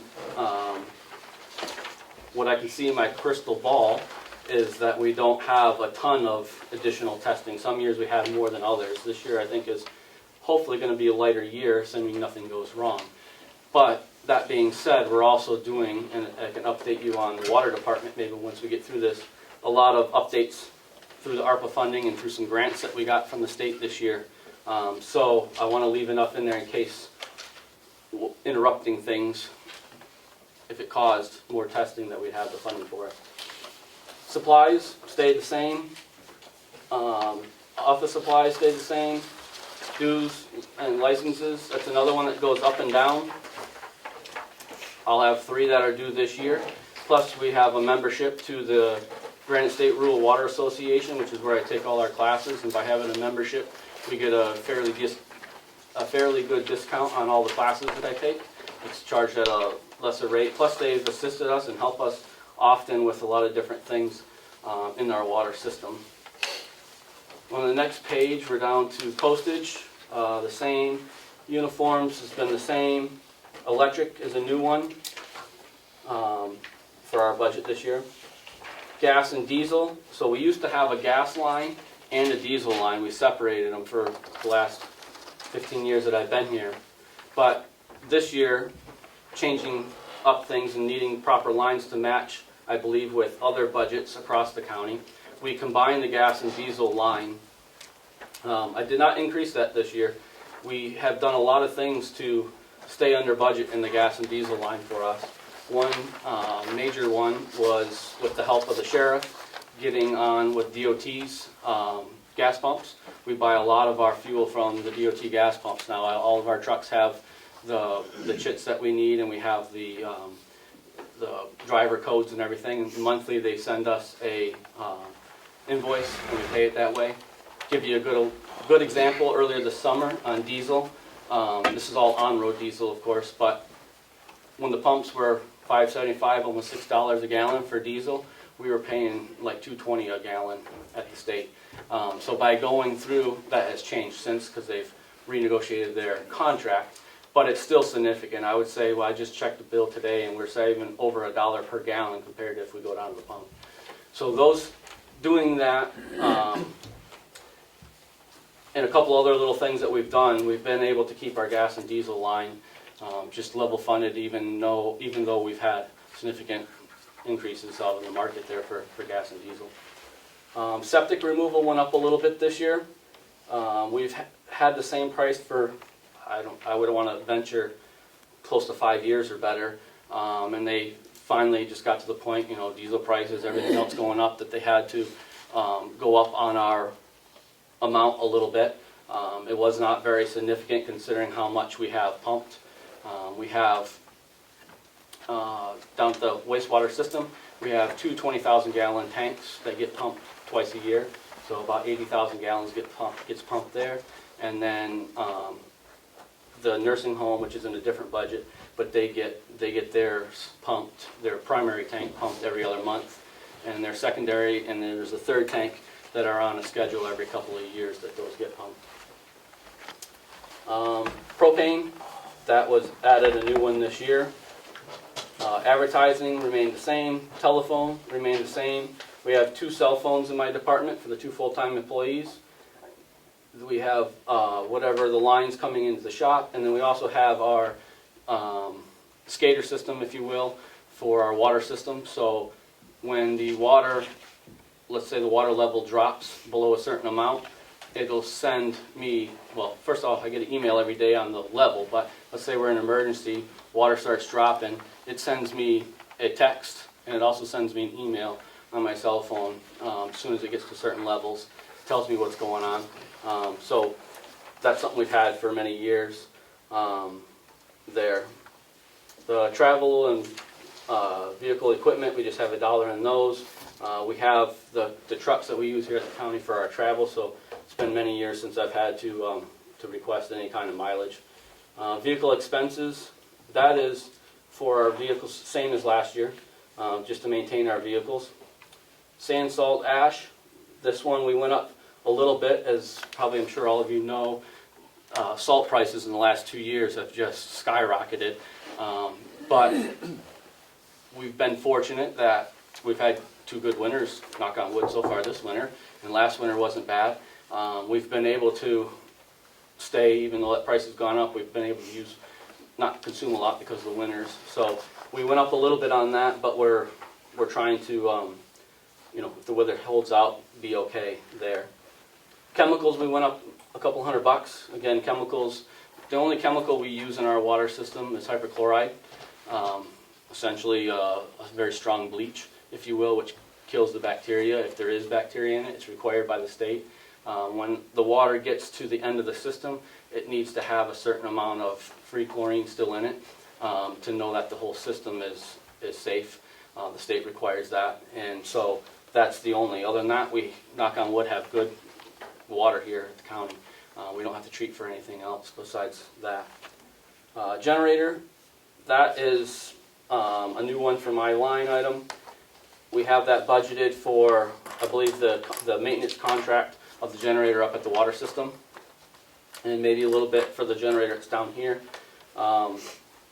It does worry me that that's for the maintenance contract. If we had something else go wrong, and I just kind of learned this in the last month or so since this has been done, but that we might not have enough money in there if we had to fix it. But I'm not asking for more money in that, because I feel that if we came to that at the end of the year, we could do a line item transfer and take care of it if it happened. Those have been maintained really well, so I don't foresee that being a huge problem, so I'm not really worried about it. Maintenance repairs, that line item is traditionally spent for water and sewer, primarily water and sewer expenses. Give you a good example, in our sewer system we have 3 clarifiers, they're called. This is what treats our dirty water. Each clarifier has 3 pumps in it. So that's 9 pumps right there. Those pumps, geez, just a couple of years ago were less than $500. When I ordered them this last year, they were pushing $900 for those pumps. We'll go through often 1, 2 a year. Some years I've had 3 or 4, some years I've only had 1 or none. It just, you never know. They come and go, they're kind of something you have to replace. So that's an example of what that line item is. Anything that might come up in the water system for pumps or maintenance things that we need to buy goes there. Equipment repairs, that's usually things like our hay machinery, tractors, we got a backhoe, we got a skid steer, our lawnmowers, we got a couple of riding lawnmowers to take care of this complex. So those are the type of equipment repairs that generally come out of that line item. And again, budgeted that the same as last year, there's no increase. The next 2 on the last page are the software. We have a GSI system. I don't know, some of you may be familiar, some of you may not, but basically a GSI software system has a big map on a handheld device that maps our whole water system. And so I can go to a customer's house on my map and click on it, and it'll pull up their house, it'll tell me their meter number, last time I worked on their meter, it gives me all kinds of information, pictures, different things of that nature. We got a asset management grant for, it was either 50 or 60,000 from the state this year. So we're working with our engineer company to upgrade our GSI system, but it's a flat rate every year that you have to pay this software, so that's what the $500 is for. But we're going to be upgrading that and having some different advantages that will be coming from that asset management grant. Property and liability, again, that's new this year. I assume most of that is OSB taxes, but I'm not 100% sure on that. new equipment is 1,500. It's down from last year. Generally, members that have been here many years, I always put in for 1,500 on that. It's to replace things like rakes and brooms and, you know, a weed whacker, what I call hand tools or power hand tools through our department. Some years we use more of it, some years we use less of it. Last year it was budgeted higher because we were told at one point the Boy Scouts wanted to build a little mini barn down at the Blueberries, and then they never did this year. They never contacted me, as a matter of fact, for anything, but apparently they lost interest in wanting to do that, so we didn't spend that amount of money. I left it in there. And then the purchase resale equipment, or purchase resale, was set up to be a fund that if we have a piece of farm machinery that breaks down, and to give you a good example, what happened a few years back, quite a few years back, is we had our rakes that we rake hay with are from the 1960s. We had a bar that broke. That cost almost $1,000 to buy, or it did cost $1,000 to buy that new bar to replace that one part on it. Versus if I could have gone out and bought another used rake for $1,200, a whole another one, I could have robbed it for parts. And so we would have had extra parts. So we established this fund for in a case like that, if there's something that comes up, a piece of equipment that comes up that we see for a really good deal that we need. And honestly, since it's been set up, I can tell you, I think twice that I've actually ever spent money out of it. It's very rare that I do that because, knock on wood, we usually don't have that situation, but that's what that line was established for. Going back to just a little update on, I had mentioned the asset management grant that we got. We also got a planning grant, the planning grant for the water department. We're going to be having a lot of work. We had a study done in the last year and a half or so on our water system. We're going to be, the planning grant, some of the first things is we're going to have a, I don't even know how you pronounce, hydrologist, or I don't know how you, anyways, they're going to determine how much water is in the well and how well it recovers. I always struggle with that word. So we have them coming in to do that. We have some updates going on in our ability to read and measure how much water we have. Our wells currently don't have measuring devices that work in them. So we're going to be having those kinds of things put in so we can keep track of data. The state would like us to, and it's a good idea for us as well to be doing that. So this grant is going to help with a lot of things in that nature. We also have a chunk of money that's saved from ARPA that the commissioners, we went through based off the water study, gave us a chunk of that ARPA money we set aside for water improvements. That's going to be going to that. An example that we've started on this year on that is we've bought all new hydrants that are going to be going into the system. The hydrants that we have here are, some of them are getting older, but they are an off-brand, cheapest thing they could buy years ago, and nobody carries the parts with them. When I would go to get a part, it could take me 3 to 4 weeks for one company down in Concord to be able to get it for me. This new hydrant that we're going to, I would venture to say 75% of the water systems from North Conway to Portsmouth up and down Route 16 have this same hydrant. It's a local hydrant. That being said, if we didn't have a part, we could go up to Center Ossipee and ask them, North Conway. We could all help each other out in an emergency like that when we have the same type of parts.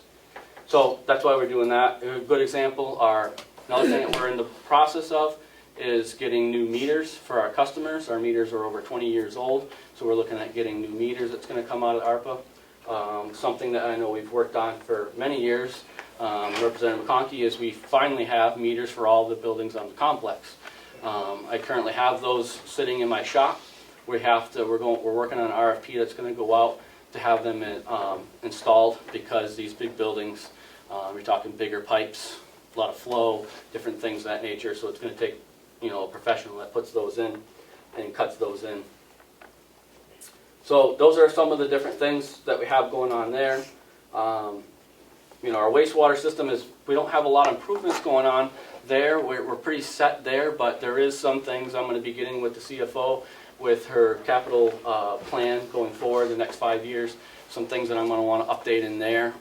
The system is 20 years old again, and we're starting to have some issues. I had some issues last fall that we were able to get through in our electronics. So when electronic goes out, it causes a lot of problems further down the line. So we've had a lot of that kind of stuff going on that we're working with the sewer. And the last thing I just wanted to comment, because we had a really good year for hay. We worked hard and put a lot of hay up this last year, and we made a little over $43,000 in hay. I'm going on my 15th year here, and that's our biggest year we've had yet.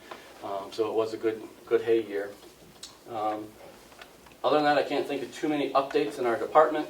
That was the budget. Mr. Chairman, if there's any questions. Thank you. Any questions for our Director DeWitt, Representative McDonald? I just got some general question for you, Director. How many people are on the water system? How many families or houses? We have all of the complex, and I believe there is 47, give or take, right in that area, 48, somewhere in that area, that are down in the village that are on the system. And that's homes. Okay, thank you. Representative Smith. Thank you, Mr. Chairman. Kind of not really related to the budget, but it is. I was watching the meeting the other day and mentioned the grinder going out, $30,000. Can you give us an update on that? Yes, sir. We have, so just a quick review. Basically, when all the sewage flows down to our system, the first building it goes through is called the grinder building. There's a grinder there, and it grinds different things. Generally not your solids. Most of those, like the nursing home, but get sorted out in those tanks there. But a good example is the jail flows directly into this building. So in the years I've been here, we've had inmates that decided to flush a bed sheet down the toilet. I don't know how they got it down there, but they did. And it flows, and then it goes into this grinder. This grinder grinds all that up so it doesn't end up in our septic system. Right behind the grinder is an auger. It goes into that auger, the auger takes it up, and sitting at the end of the auger, we have a trash barrel sitting there, and weekly we go down and change the trash. So I would say 90% of what comes through there is generally what inmates might flush down the toilet. This grinder runs 24/7, 365. Again, just like I said, our system's 20 years old. This thing's been running for 20 years. We went out to do our checks a week and a half, 2 weeks ago on a Monday morning, and it's not working anymore. It has been making some noises, but it's been working. The reason some of the noises were is some of the blades, excuse me, a couple of the blades were chipped and missing down there, but it was still performing the job it needed to perform. It is not performing now. So got a hold of the contractor. The grinder itself is around $22,000. It's going to be about another $3,000. This thing is located down in a pit in the building. To have that swapped out, to have a contractor that does that, we're looking at around another $3,000, give or take. And in the meantime, a couple of times I've had, well, once so far, and I'm guessing because it takes 3 to 4 weeks to get a new grinder here, we're going to have to do it again, is have all that stuff pumped out. Our pump people came. They pumped out over 3,500 gallons out of there a week or so ago. It was another $900 bill. So adding all these incidentals up, and when they go down in the hole, what they may see or may not see, I don't know if there's some rusty stuff down there or whatever. We set a soft target of around $30,000 to get this up and going. Personally, I'm not updated on exactly where that funding is coming from. I've left that to the commissioners and the CFO, so I'm sure one of them could explain that if you're wondering on that. But operational-wise, this is what we have going on down there. In the meanwhile, there's a bypass, so we have everything bypassing around. Representative Brown. Thanks, Mr. Chairman. So, since you have so much critical infrastructure, you have a lot of very dependent people on your facilities here, what do you have in place for spares for critical equipment, pumps, generators, that type of thing? Because I'm certain, just like the hospital, these people can't afford to have the power and certain equipment going on. So what do you have in the budget for spare equipment to keep things operating at critical time? Yes, sir. Thank you.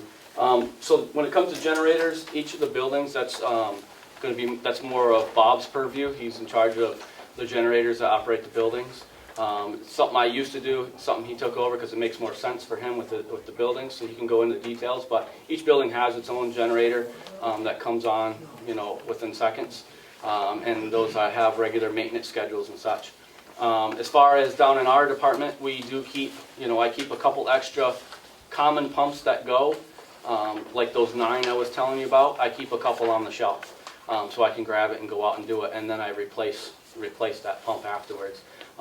So I have small amounts, but I don't keep large amounts because just the way the world is, we can get most things, if we have to, we can get them overnighted practically. So I don't like to keep a lot of inventory on too many things unless it's a common breakdown type of equipment. Great, thank you. Thank you, Representative McConnell. Thank you, Mr. Chairman. Thank you, Will, for being here. On your planning grant, you're moving into the, or I guess the second phase of it. And you're doing the study to find out, what your yield would be in the well. That's all great. Do you have, is part of that plan to find out if there'll be extra capacity available once you know that? So if there was to be an expansion here, or if the county were to pursue housing or something else, that there might be extra capacity, and the same thing would be for the sewer, is on that grant, is there looking at capacities or build out for that? And if it's not, is it possible to bring it in to the discussion? Yes, sir, Mr. Chairman. Thank you for the question. Yes, that's exactly probably, I would say, the top bulletin #1 question of this planning grant that we're doing all this to figure out is what is our capacity, what do we use now? Well, we have an idea of that, but what are we allowed to, what can we produce? Do we need a new source because we can't produce enough? So that is going to answer all those questions. That's why we have all those specialty people coming in to do all these testings, pulling pumps, doing all this up with our wells to determine exactly that. Because it's been a reoccurring issue and question since I've been here. Every time we get a new house down in the village, not that it's happened very often, but a couple of times, the commissioners' first thing they do is look at me, well, we got enough water to put them on the system? And generally, with the households we have, but we need to know that information in case something else comes down the road. So that is going to answer that on the water side. On the sewer side, we are pretty much at capacity for the design and the permit that we have. We're given a permit by the state, and we are right at the capacity of the permit. So if we needed to add on to that, that would be a whole nother process that we'd have to go through to expand on that. We're right at the max on the sewer. Follow up. How much, do you have any idea how much money is left in that ARPA funding that you bought the hydrants with, and so forth? And can some of that money be used for sewer if we need it, or only for water?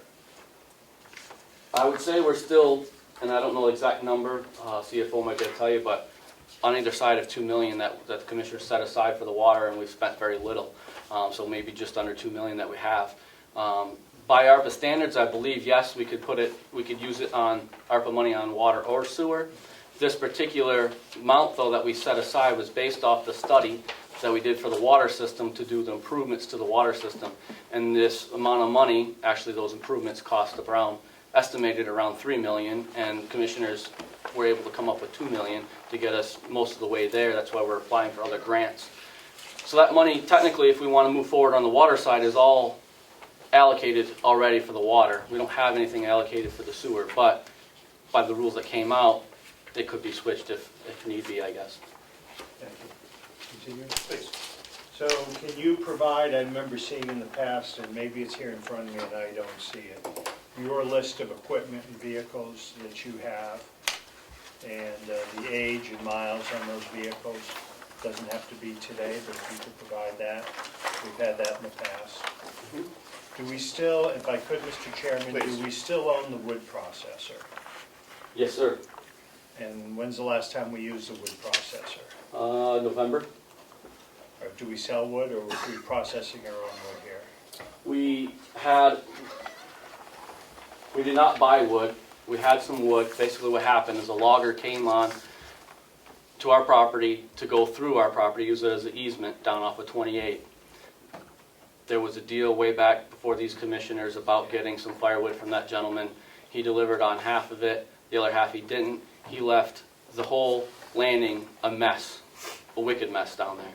And we had to go down and clean it up. And while we're cleaning that up, we scavenged a lot of firewood. Some hardwood, some softwood that we probably can sell to some of the campgrounds locally to get rid of. I'm not talking a lot, I'm talking 6-7 cords, something very minor. But we cleaned it all up, fixed all the drainage down there, got everything back to going so that when our certification for the tree farm comes back up, working with Wendy Scribner, we'll be good to go on that. So occasions that things like that happen and we're cleaning up different areas is when we use the processor for something like that. Try to make a few bucks out of what we got sitting there while we got to clean it up anyways. Thank you. So 3 or 4 cords, but you haven't sold off any of that wood that you processed. The county hasn't used it. Right, it's sitting out back. Okay. Is the wood processor inside or outside? It's inside. Good. Thank you. I've learned a lot over the years, sir. You've done a good job. Well, he's at us here. Yes. All right.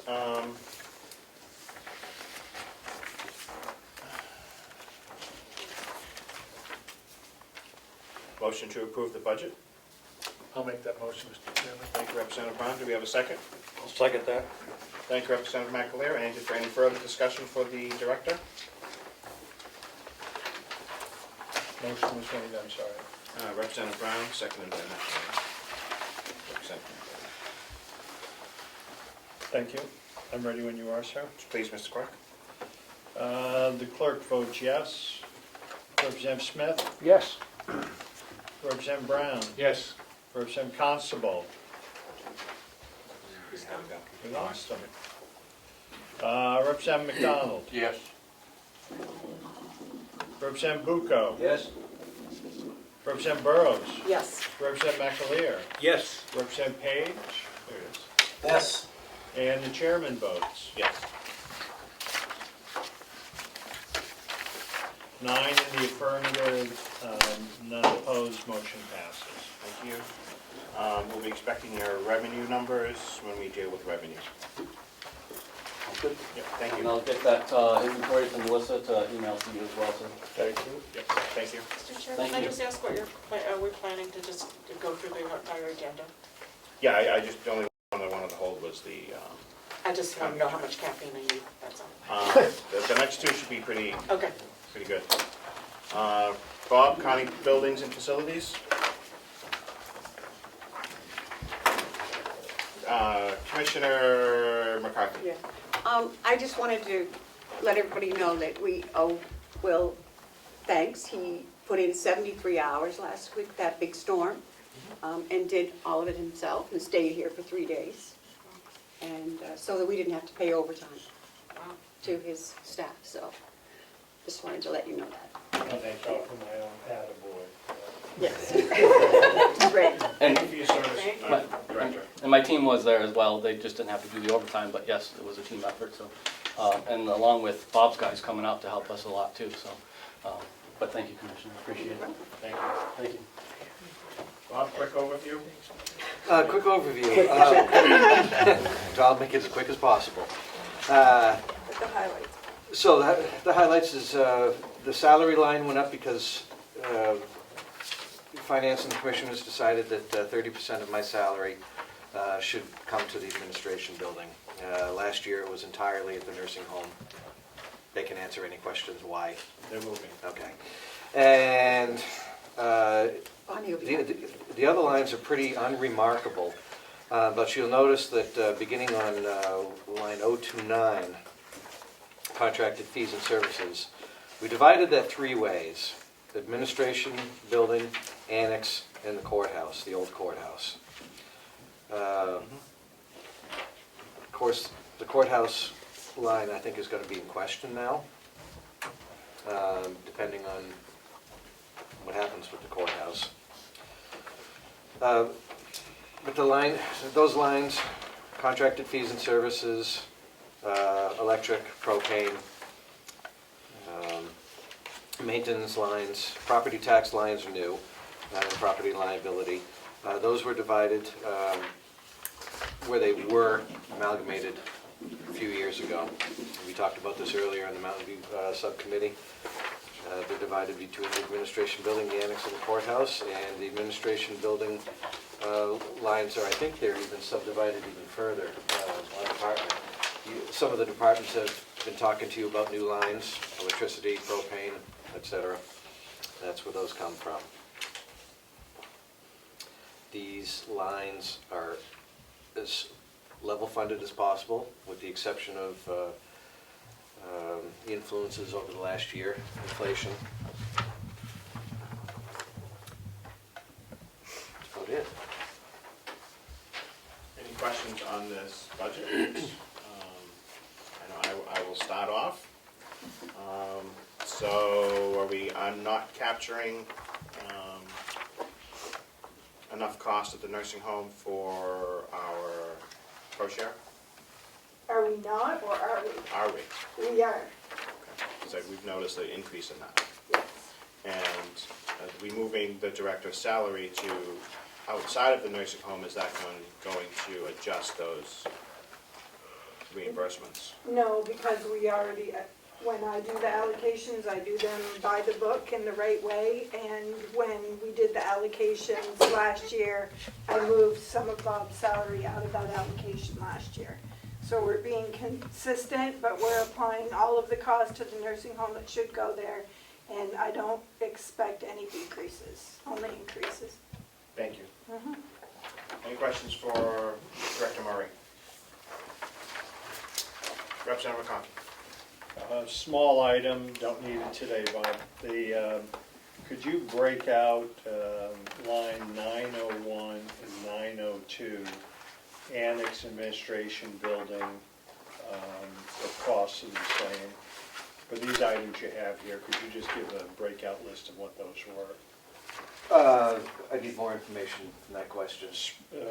What's it cost us in the administration building, maintaining the sprinklers versus the sprinklers in the annex? They're listed as the same items. HVAC and pest control. I can do that right now. Sprinkler maintenance. If I could just get it, and someone text it over or send it over. Okay. You want me to? Okay. If you'd like to read them, we can certainly take that to the representative. You can send it to Melissa. Melissa will get it to the entire delegation, so everybody has that information. Sprinkler maintenance at the administration building is $300. At the annex is $300. Fire extinguishers at the annex is $250.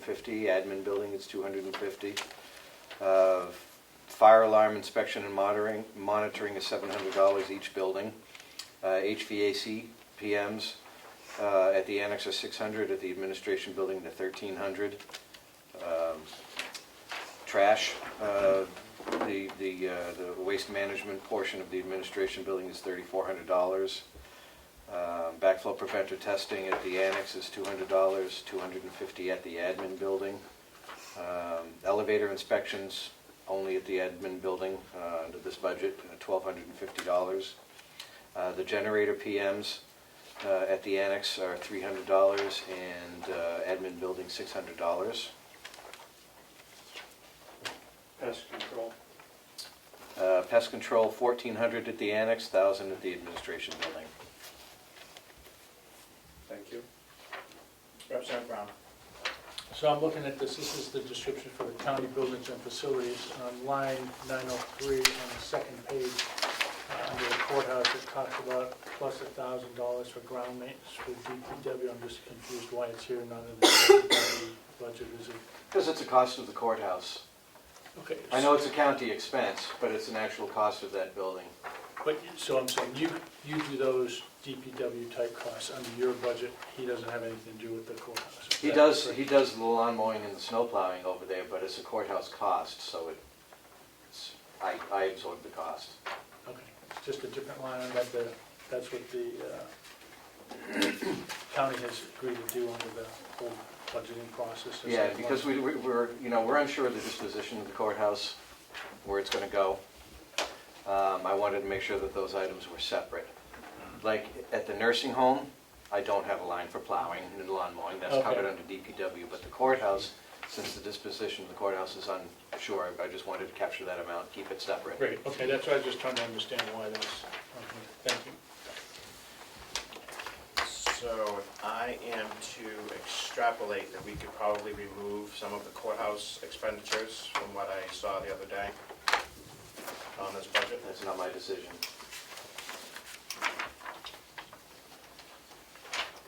Okay. Should we hold this budget until we hear that? I would. I would too. Thank you. Now we'll put this on our next agenda for the county facilities. Facilities? Okay. Thank you. Thank you, Bob. What's that? Do you have any CIPs coming up? Capital projects? Capital projects, yes. Thank you, we'll go over that probably next. Wonderful. Thank you. Thank you for being here for us. Tonight. Yes. Thank All you. day. Thank you.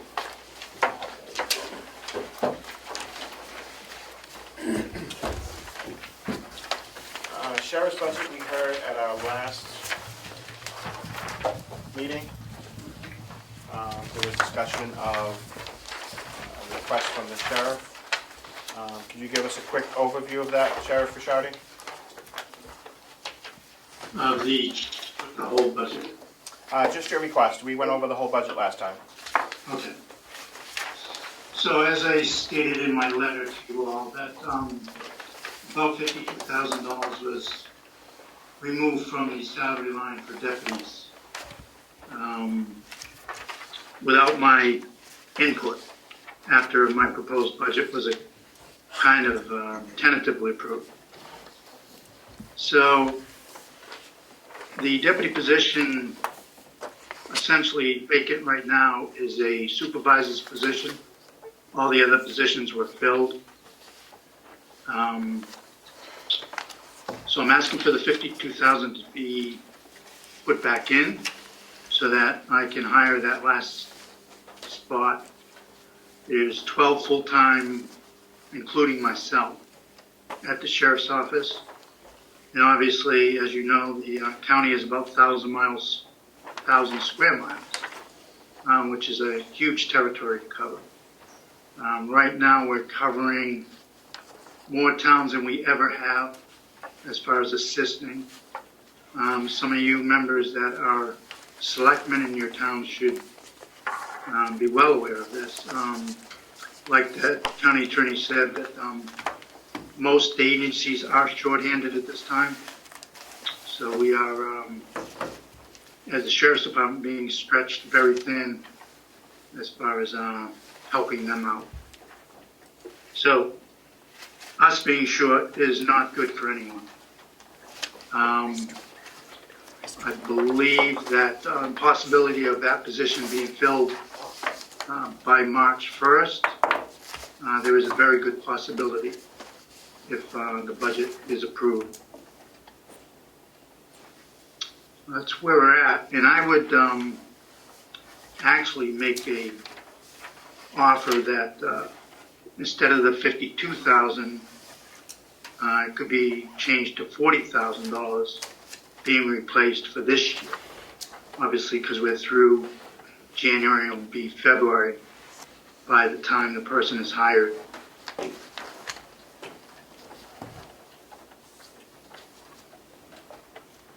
If you have any questions? Representative Burrows. Yes, thank you for taking my question. Sorry, I missed a lot of the meeting last time. What would the repercussions be if you don't have this position filled? What would the repercussions be for the county? The impact? Well, first of all, it'd be burnout for the deputies. Yeah, working some considerable overtime. And again, the towns, Bartlett included, we are covering a lot. The other night with the snowstorm, the 1 inch of snow, we covered an accident in Bartlett, and at the same time, a second one came in, which is state police covered. So on a Thursday night at 5 o'clock, Bartlett PD wasn't out. This happens all around the county, not to pick on any one town. So you would lose that type of coverage. So maybe instead of 20 minutes of a responding time, you may get an hour or longer. Thank you. Representative Brown.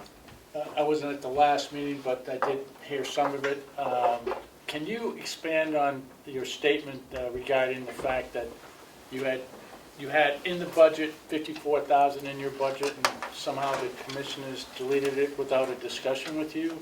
I'm certainly going to ask the commissioners their perspective on it, but I mean, I don't understand how that could have happened. There was a commissioners meeting which I attended, gave my initial proposal for the budget. That was, as far as I was concerned, tentatively accepted. As far as what I offered at that point was salary line.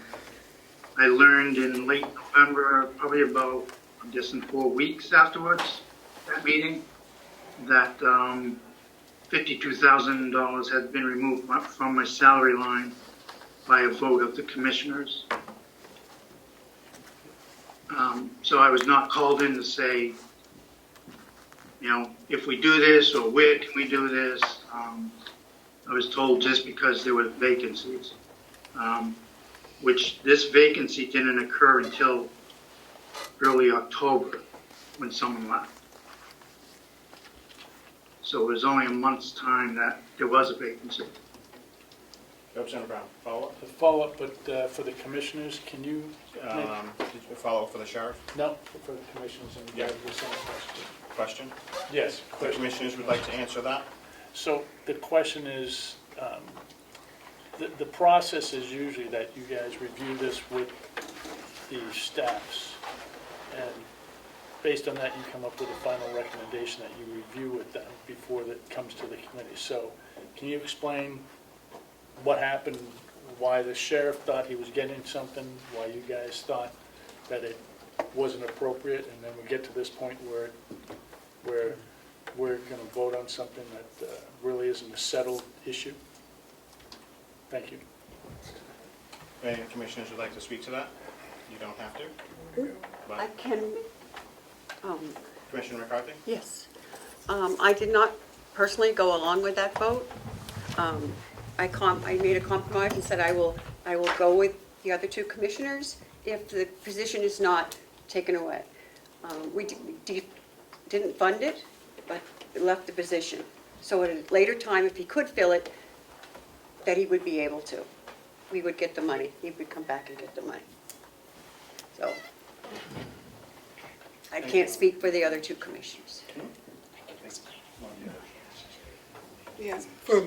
From my perspective, it was, my understanding was a deputy was being moved over to the attorney's office to be an investigator, because we have a sworn deputy in the attorney office now, and it's being, and she's being funded through the attorney's office, so.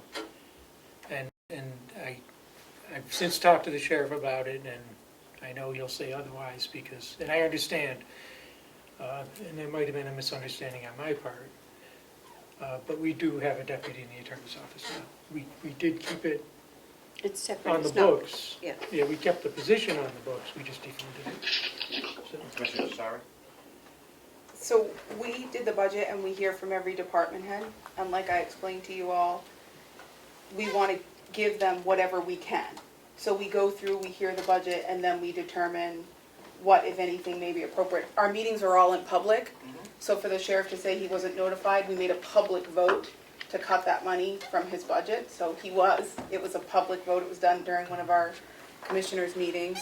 And if you look at the money in the county attorney's budget, she had the money for last year, did not have the money for this year, and what created the issue was the Group 2 deputy retirement. Because that person stayed a police officer and is drawing Group 2 retirement, which is more expensive to the county than Group 1 retirement, she did not have the money in her budget by absolving the position she thought she would.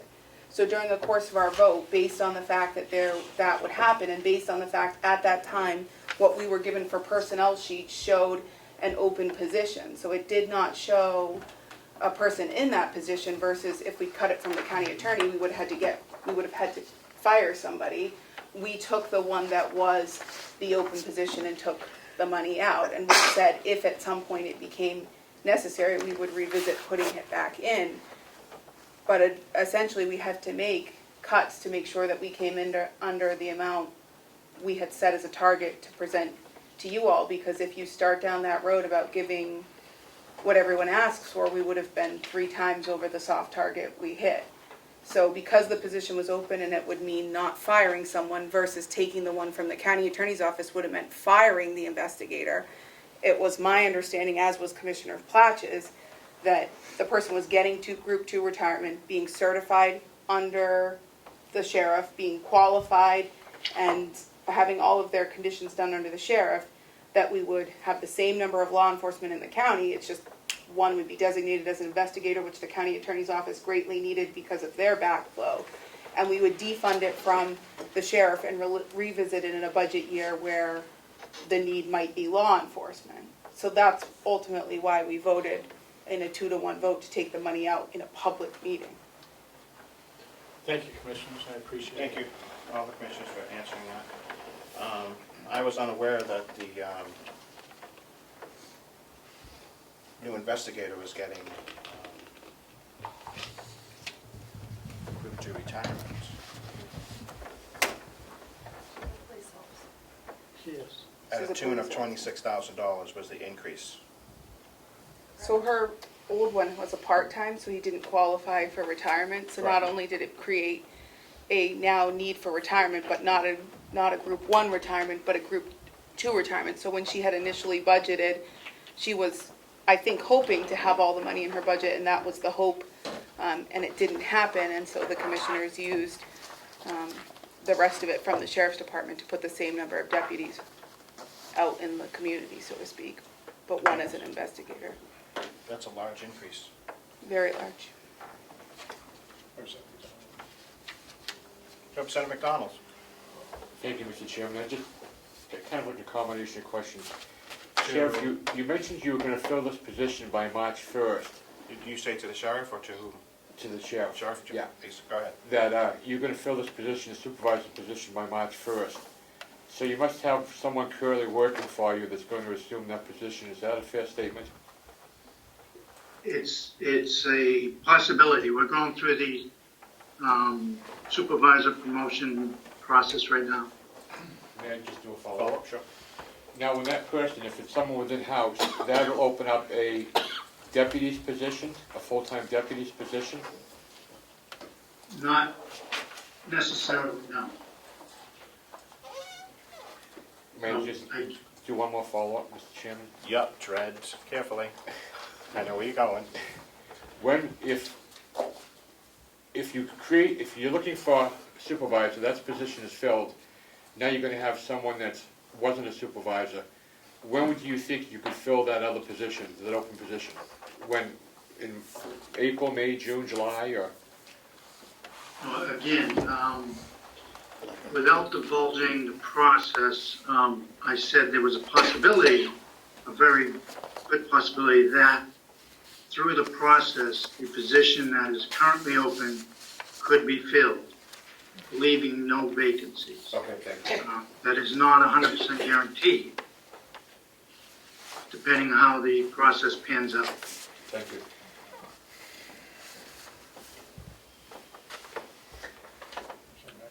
Representative And if McElwain. I Thank you. 1 second, Sheriff. Sheriff, wouldn't that mean that the salary that this person already is taking would simply, they'd be added some, they'd get a higher salary, so would you need a whole 52,000? No, again, I mean, there's multiple people in the process. So depending who gets that position could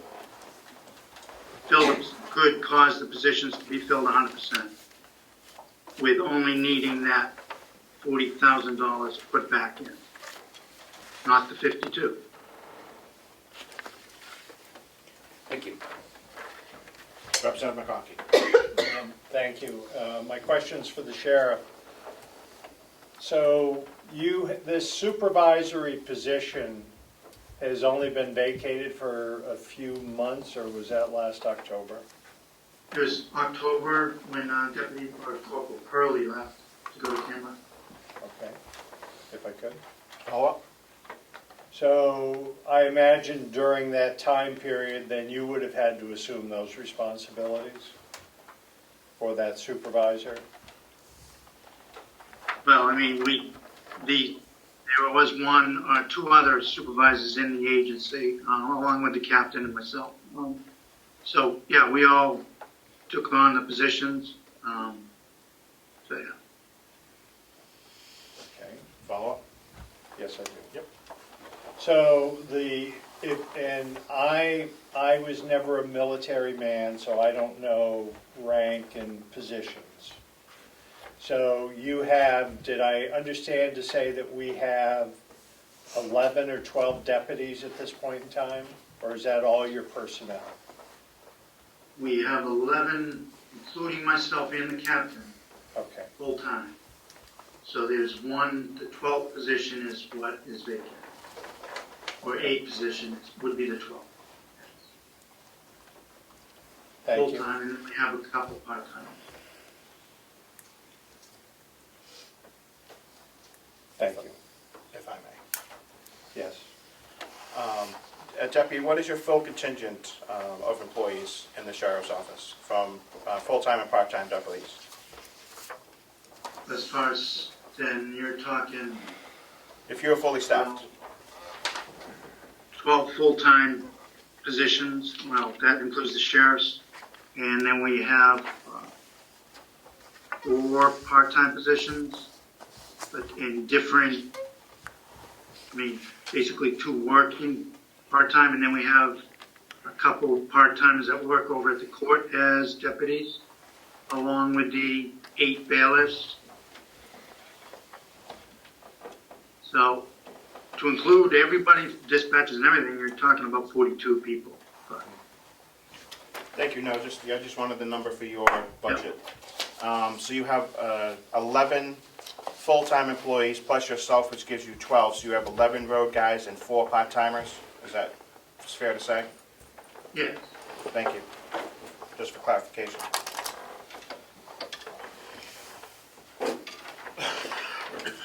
if I could mention, comment about the commissioner's statement.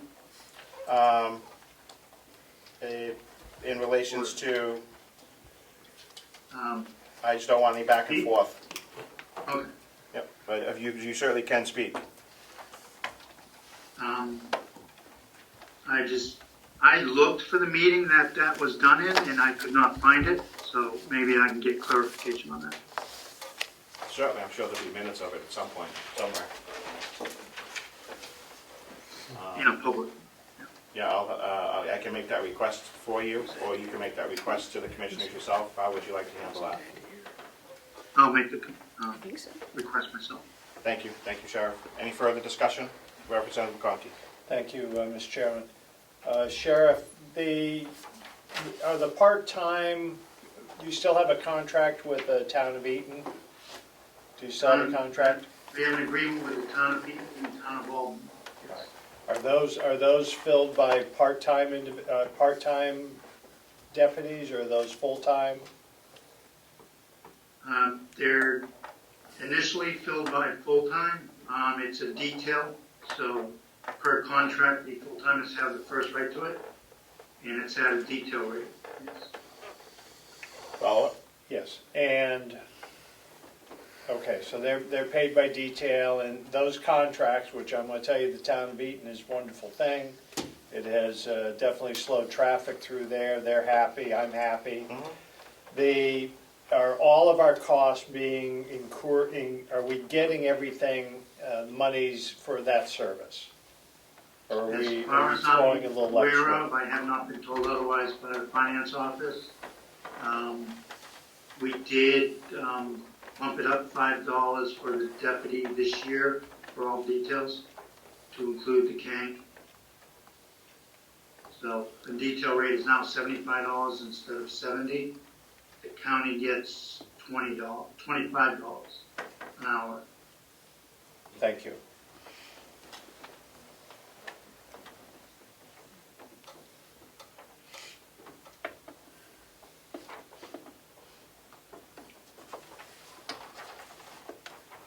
Any further questions for the sheriff? So for the CFO, where is the, I see the detail line. Is there a revenue line to the county for that detail for that $20? There is, it's in the revenue. It's in the revenue side? Yes. And the detail line 002, is that the line that the sheriff was speaking about, or are we talking about the town agreements for reimbursement to the county? The town agreements for Eaton and Albany.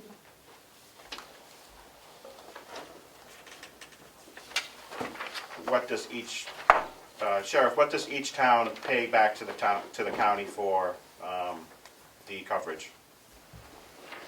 So what you're seeing in the expenditures is basically the salary for the deputies out of that $75. And the revenue would be more than that. Well, not more, but it would be $25 an hour.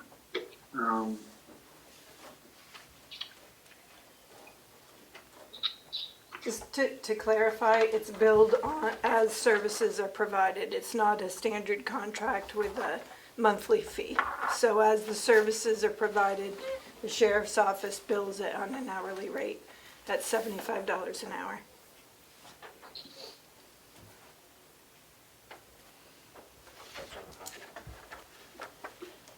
Any questions? No, it's set. Okay. Thank you. Just one last one, Sheriff, on the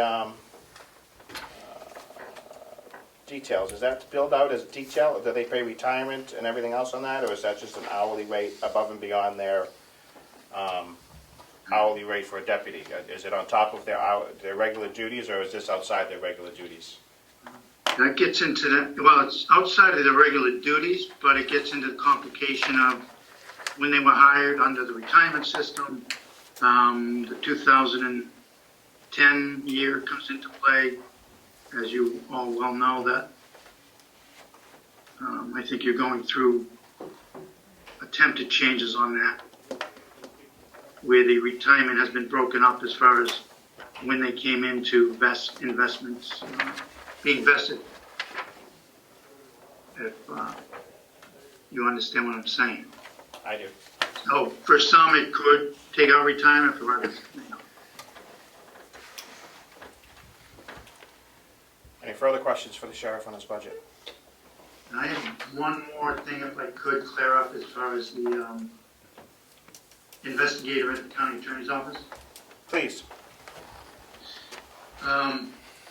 If you didn't know, myself, the county attorney, and the commissioners had a pretty lengthy meeting when that hiring process was done. And I laid out on the table very clearly that no way, shape, or form that position was to in any way hinder any vacancies or positions at the sheriff's office. It was to be completely separate financially from the sheriff's office, and solely put on to the county attorney's budget for all aspects. The person does require to be trained and certified just like any police officer in the state. Has to have the 8 or 12 hours next year for training, which we will do, but it's to be paid out of the county attorney's office, along with any benefits or retirement.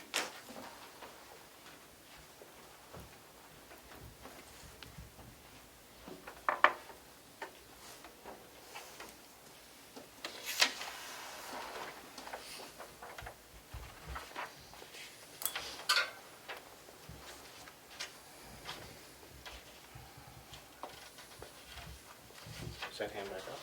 It's up. Oh. Representative McConkey. Thank you, and I'm sorry to come back to it. Sheriff, supervisory position, is that a person that is out on the road all their time, or is that supervisory position? I understand that then when there's a need, they would go. Is that supervisor someone that stays in the building? No, again, being a small agency, a lot of times could be out on the road. Because in any shift, especially our night shift, 3 to 11, that supervisor could be one of two deputies to cover the 1,000 square miles. So it's a good chance they're going to be on the road. So do they have their requirements that they need to fill out paperwork, evaluations, things like that? Yes. Follow-up? So if I could, Sheriff, so statutorily, the duty of the sheriff is delivering summons, I'm sure taking care of facility and things. Are the towns relying too heavily on the good people of the sheriff's department to fill evening shifts and hours, and when perhaps that function and details on the road should be done by them? That's a good question. Again, it comes down to everybody is shorthanded right now. We have the luxury of about one position being filled, which again, 12 people for 1,000 square miles is very little coverage. So do some towns take advantage? I don't know their mindset, but we're an assistant agency just like the state police. So we share the coverage with them as far as who's available. If we're at one end of the county and they're closer, we may ask them to help out. So again, I think each town should maybe take a look at what coverage is being done. But that's out of my hands. I'm not here to police the police. So, but also the powers of the sheriff also include throughout the state. They have the same power and authority to serve criminal civil process, investigate crimes, and pursue criminals that they have in their respective counties. So we do have in statute, abilities to investigate any crimes anywhere in the state. So we're not just civil servants, civil process servers. Thank you, I understood that part too. Thank you, sir. Thank you. All right, we have heard the sheriff's budget. We've heard his request. Do we have any motions? I'll make a motion to accept the budget. The budget with the adjustment, or the budget of the original presentation? I think he wants to adjust the judgment, to like 40,000? So the amount to be put back into the budget is 40,000 instead of the 52 and change. Yes. Yes. Mhm. Is that your motion, Representative? Yes. CFO, could we get a quick?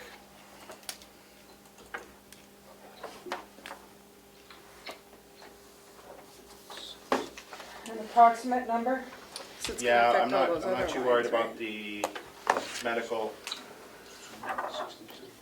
Yeah, I'm not worried about the medical. The retirement's probably going to be very similar. Medicare will probably be similar. So should we just lower the 40,000 to 40,000? Would that be acceptable? So lower at 12,480? Yep. Yep, can do that.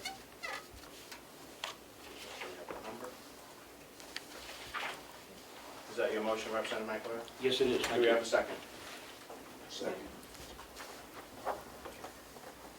2,085,535.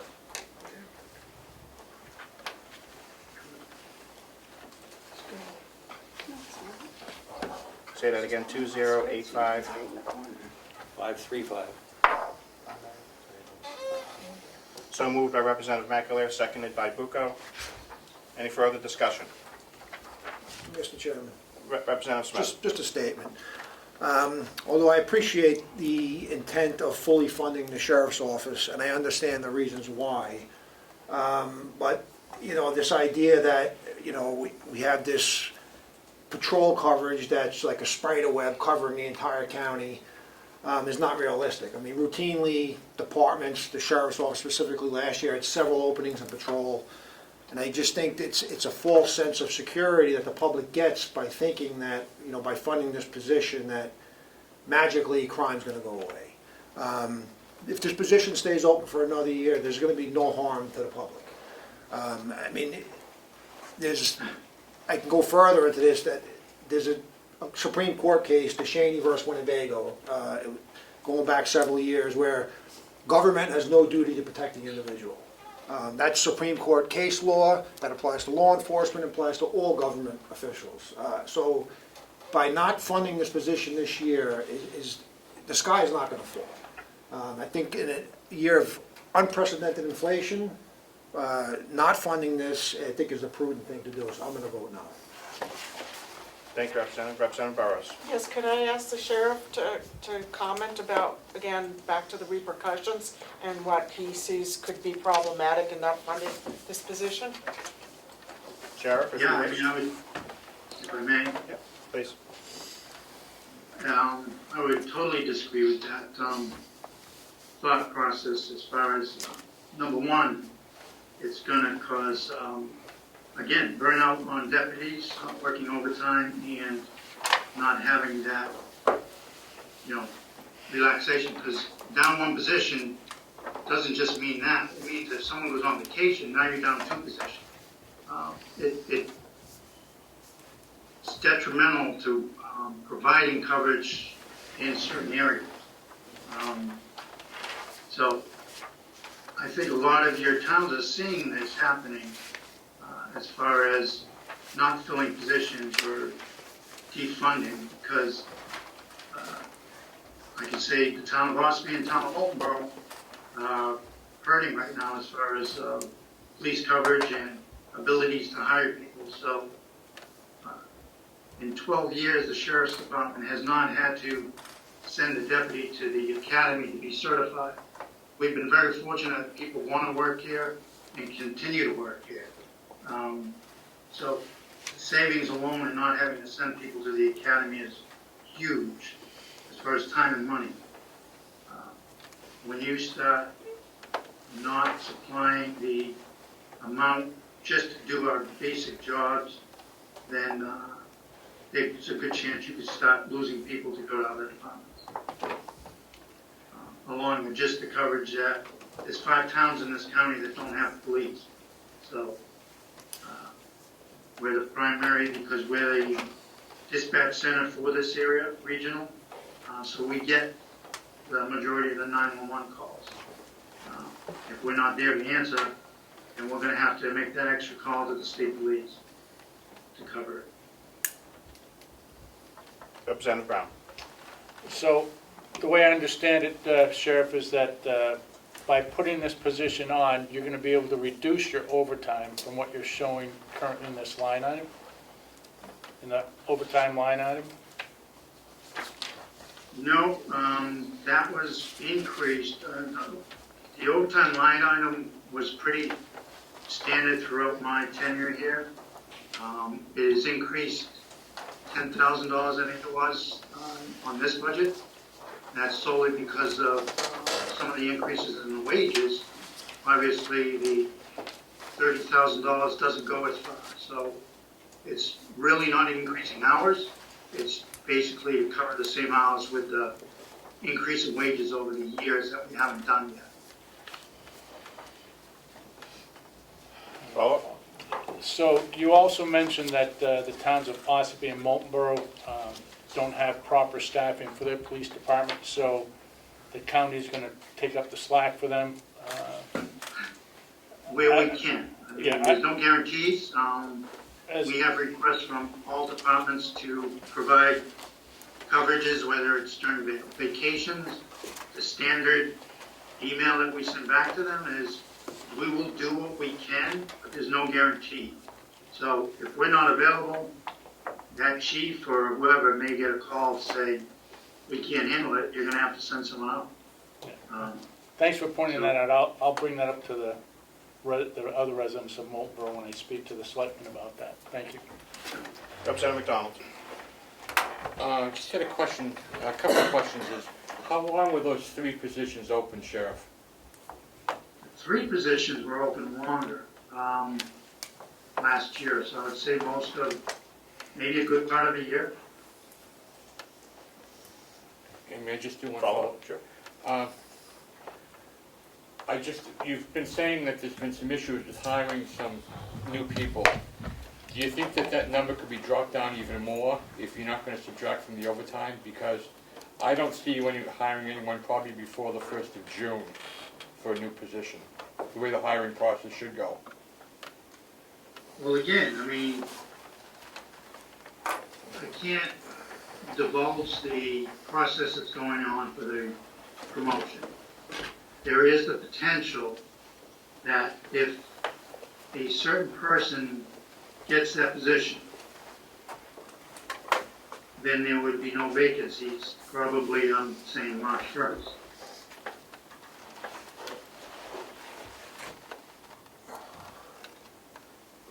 I'm just confused.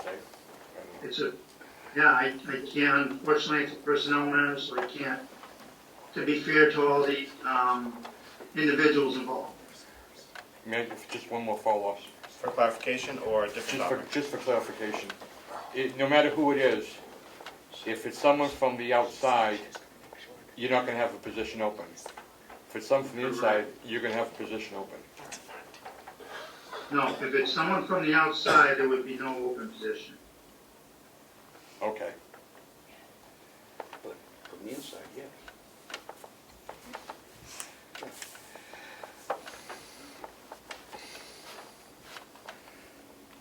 Any further questions for the sheriff? Commissioner Testado, you got a comment? I do, if the board would be so kind as to permit me. Sure. So, I hear this concern that people think there won't be any police on the road if we take this one deputy away. And I just want, as a private citizen, to implore the board to think about the fact that this is one of the only counties in which they pay the sheriff's department to do a patrol function. So you pay your local taxes and you pay your local police department.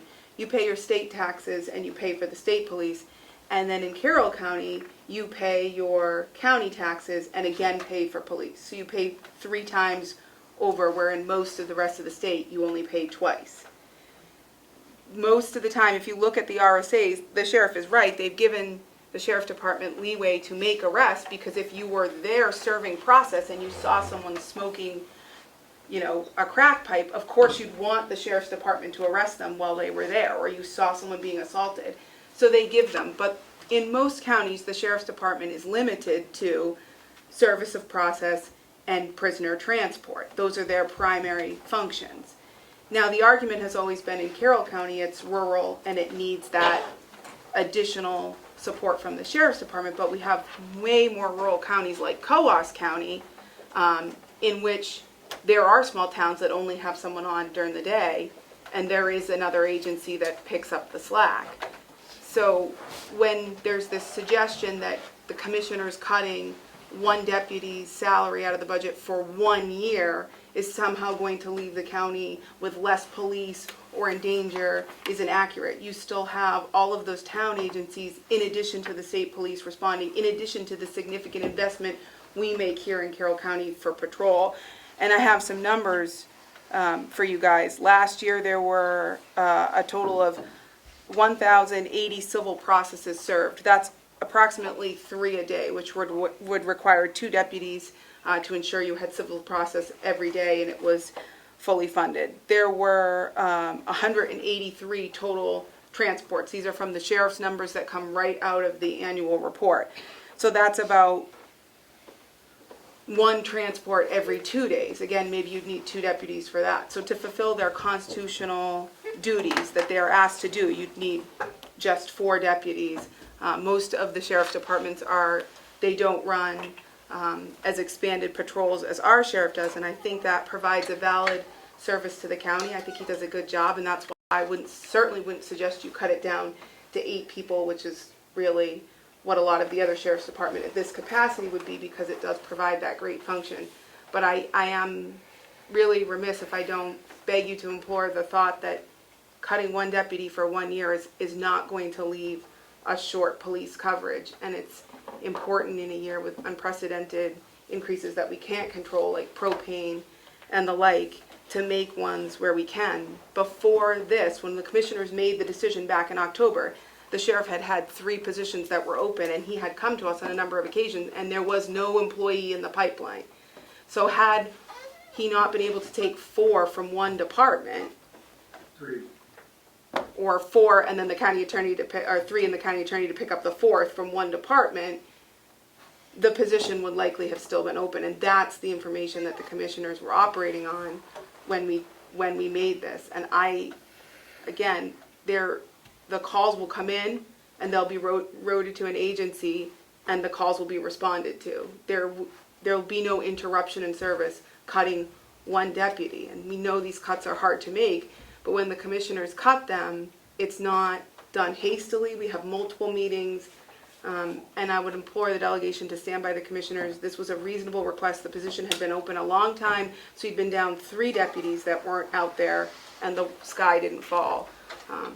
So I'd implore you to think about that when you vote. Thank you. Thank you for that clarification, Representative Burris. Again, I would like to hear the sheriff respond in terms of what is going to happen in terms of the service from his perspective and the impact on his department. Again, we don't complain when towns, either call us up or don't call us up to give us notice that they're not going to be out. We handle it with the very little we have. And to reduce us by 1 is very meaningful, because we're only 11, basically. You take me out of the picture. And actually 10, because the captain is obviously not a patrol person. He has more than enough to do at his office jobs and prosecution. One of the deputies, as the commissioner will know, a lot of work in the courts as the road prosecutor. So there's 2 individuals that take up some prosecution. So just to say that it's a deputy that we're not going to miss, I'm appalled that she can make that statement, being on the law enforcement side. When you ran 3 That's more. just totally out of line. So, again, all of your towns ask us for help. The town of Wolfboro, every 4th of July, calls us and says, hey, can you provide a coverage in this area while we basically work the detail for the town. So yeah, we take one side of the town and go through their dispatch handling calls. So it's not any one town is handling their own work. This county has very low numbers as far as law enforcement. Some of the agencies are 1 or 2 people. So again, every little bit counts, and just to push it off as losing 1 deputy would be devastating. Thank you, Sheriff. Thank you, Commissioner. We have a motion and a second. Any further discussion? Mr. Chairman, can I just have clarification on the motion, the amount?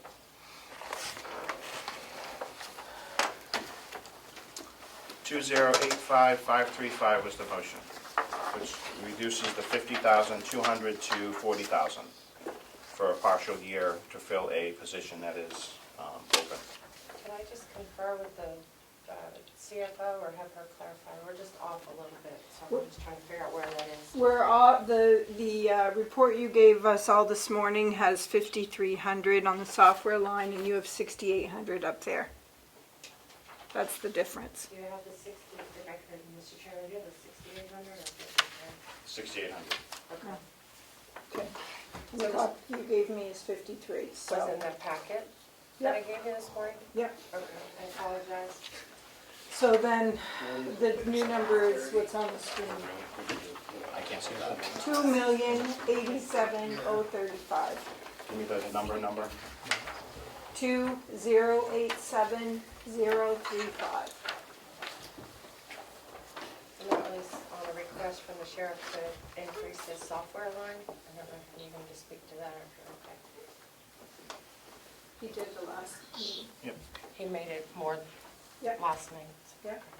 You made it more what? in the last couple of days.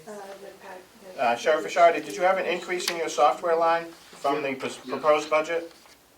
Again, as I believe I mentioned in the last meeting, it was for the oxygen forensics software to purchase, as we have the trained deputy from Molten Row that trained her before she came here. The first year of that software is at a cost of just under $6,800. The second year would be, I believe it's $2,800. So, there will be an annual figure after that for $2,800, I believe. But this first year is for the software, and so that's what that was. The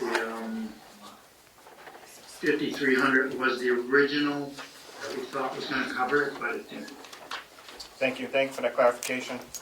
We have a motion and a second. Any further discussion? Representative McConkey. Thank you, Mr. Chairman. I've been both sides of this discussion, or where I was going to go with this issue.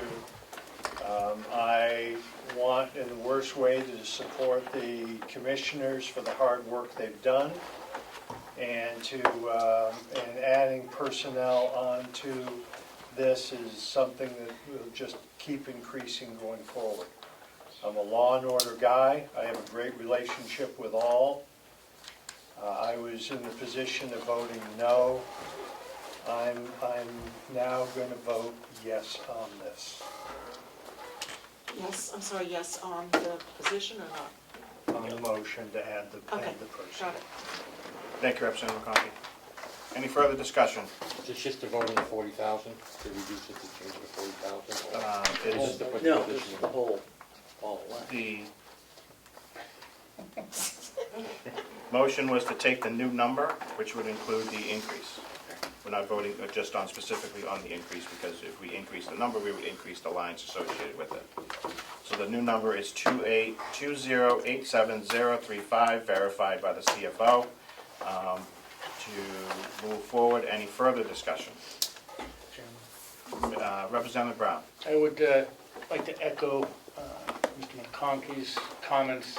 I originally was going to vote no on this, but after listening to both sides on it and feeling very strongly about law enforcement and fully funding and supporting both the commissioners and the sheriff, I'm going to vote yes in this case as well, for the same reasons. Thank you. Seeing no further discussion, Mr. Clerk? Thank you, Mr. Chairman. The clerk votes yes. Representative Smith? No. Representative Brown? Yes. Constable is not with us. No, he's left the meeting. Thank you. Representative McDonald? No. Representative Bucco? Yes. Representative Burrows? Yes. Representative McAleer? Yes. Representative Page? Yes. Representative Avalani? Yes. 7 yes, 2 no, the motion carries. Thank you, Mr. Clerk. Thank you. Thank you, Sheriff, for your time today, and the commissioners. Thank you for being here with us. What's the difference between, you said retirement level 1 and 2? If you are a level, they call it group two, not yet.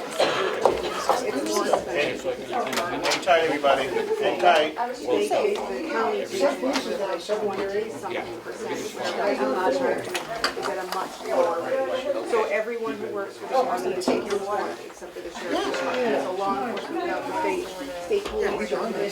They got a higher retirement pay. What's the rationale for that? Yes, one issue. They're in a separate collective bargaining unit. The state has two collective bargaining units, one that was law enforcement, one that was not. You're sort of thinking Republicans would vote against that motion, and I can see the headlines in the Comeau Daily Sun. Or Republican. We have, we're passing out an informational packet from the academy that was bidded on the courthouse. We will be having this come before us at a later meeting, but just to make sure that you're aware and have the information in front of you for our next meeting. You're welcome. Any public comments? Seeing none, we will recess the delegation meeting and to call of the chair and convene the executive committee in 5 minutes. So executive committee members, please don't go. 3:54. I think there's 3 in this package. All right, we'll call ourselves to order at 4:10 for the executive committee. My telephone to office supplies. 500. Sorry, what? Hi. We're going to record. No, I'm not recording this. Thank you. There's no one on the Zoom. Hmm? There's no one present on the Zoom, so. This one's only the- Perfect. We have a transfer request of $500 for a new camera for the county attorney. I'm guessing this is just, This is office supplies. It doesn't say camera. Oh, it's in the letter. Oh. It's on the next page. Additional, yeah. Covers the purchase of additional live feed camera and phone box, so she can see who's knocking at the door, I guess. and this would just be advisory. Yep. Do we have Oh, originals? yeah, that's right. $1,000. Would you be okay signing yours? I don't have the original, I don't have access to the originals in the office now, but everyone's gone. Doesn't the commissioner have it? No. Sure, I will sign mine, and then we can do it at the next meeting. We can finalize the original. Thank you. Yep. Just so I can get them processed. All right, Thank you. 2022-039, motion to approve a transfer of $500 as just advisory, letting us know what's happening. I will sign on behalf of the executive committee. I think we're at 39 at the night. 39, yep. We have 2022-23. $25. $25 again, just to clean up the lines at $25. I will sign on behalf of the committee.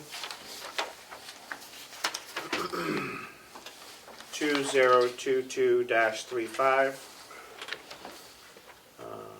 Transfer request is $4,490 from multiple lines. From Bob. Unexpected major repair. I wonder what that was. MVC lost one of its 2 primary heating circulators. Circulator repair also necessitated replacing an adjacent isolation and triple duty valve, as the building system could not be shut down due to failure of this valve. Once the valve was replaced, the system could be shut down and circulator sent out for rebuild. And the invoice is available. We didn't attach it. So That's pretty serious, isn't it? Mhm. Heating circulators for the nursing home? had to be done. I thought we just did New Orleans. Bob, where's Bob? I'll ask him. I'm not questioning, I'm just saying, that's a pretty major thing to have the heating shut down over there. Do we have a motion to approve? So moved. Thank you, Representative McConkey, seconded by Representative Burrows. Would you like me to put that question on for when you comes back with the Mountain View budget? No. Or is that? And this okay. is item number what, I'm sorry, I was kept. 2022-35.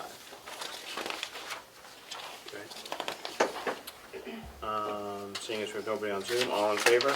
Aye. 4-0.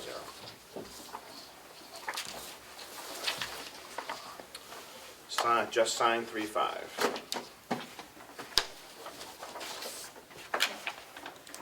Under mine. Feel like it there? No, I'm sorry. Okay, yeah.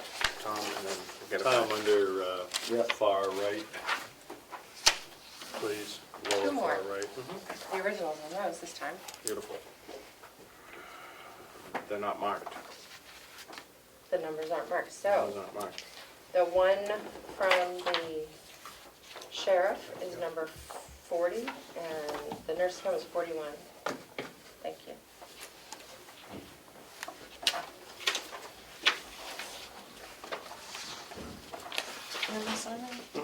Oh, no, that's the one you're about to talk about. okay, I'm okay. sorry. I'm sorry. Did I give it That's to you? our Okay, got it. copy. Sorry. So everybody Papers signs so flying we can. everywhere. Okay, got this. Thank you. Yep. No, can I have that back? Is there one more under that? I don't know.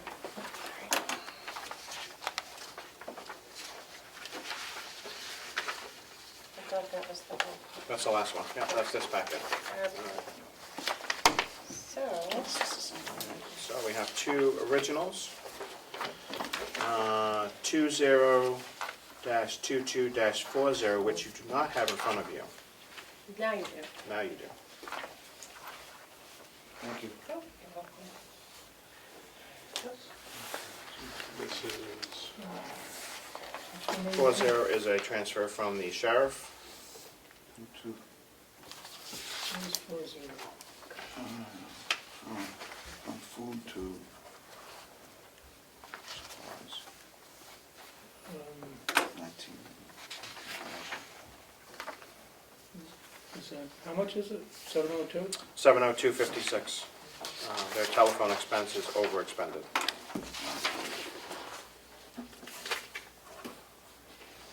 Yeah.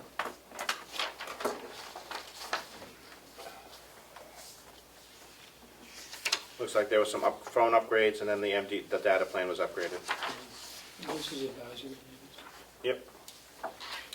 I will sign on behalf of the committee that we are aware of the transfer.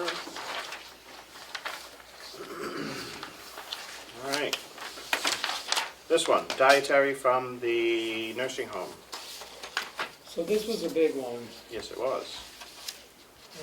and we went back and forth a bunch on this, didn't we? So the original quote was 27,000, the actual was 41,000. I'm sorry, say that again? Just, I'm reading from the second page on the attachment.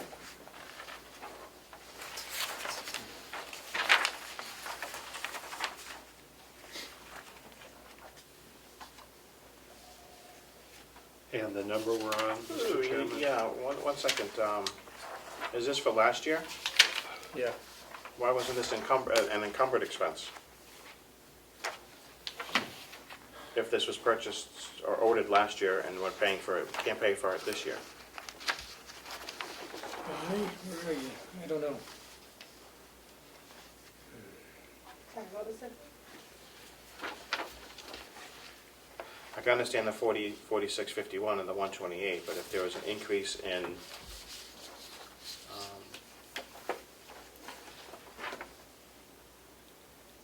the bid, it should have been encumbered, and then we would be, It's, instead of transferring it.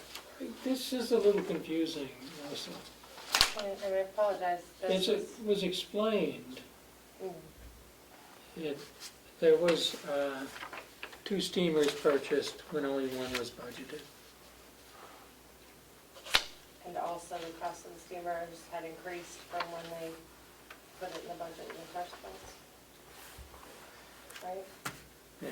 That's how it was explained to us. So the commissioners voted on it conditionally that they would receive Purchase additional last year. information, and that's when this pine tree quote came in I'm today. looking confused. Wait, You feel like I so is did. this signed, this proposal signed, and then they've upped it? The one from Pine Tree? Because if, I mean, again, I don't know if, is a proposal Yeah, I don't know if constitute an agreement? Can we hold this one? It's a year old. The proposal was, Yeah, February. it was originally in last year's budget. Remember 2 steamers. The proposal Can we just hold this one then next time? was and I can have a captured in, representative of the this is nursing not what we home were, at your meeting? Would that be helpful? Or- this is It why just we need seems the to get more paperwork. confusing and more And we information sent it to back gather. twice. Sent it back twice. Oh, we have the bid and whatnot, but This is 27 from the region. Like, I don't know whose writing this Wow. is on the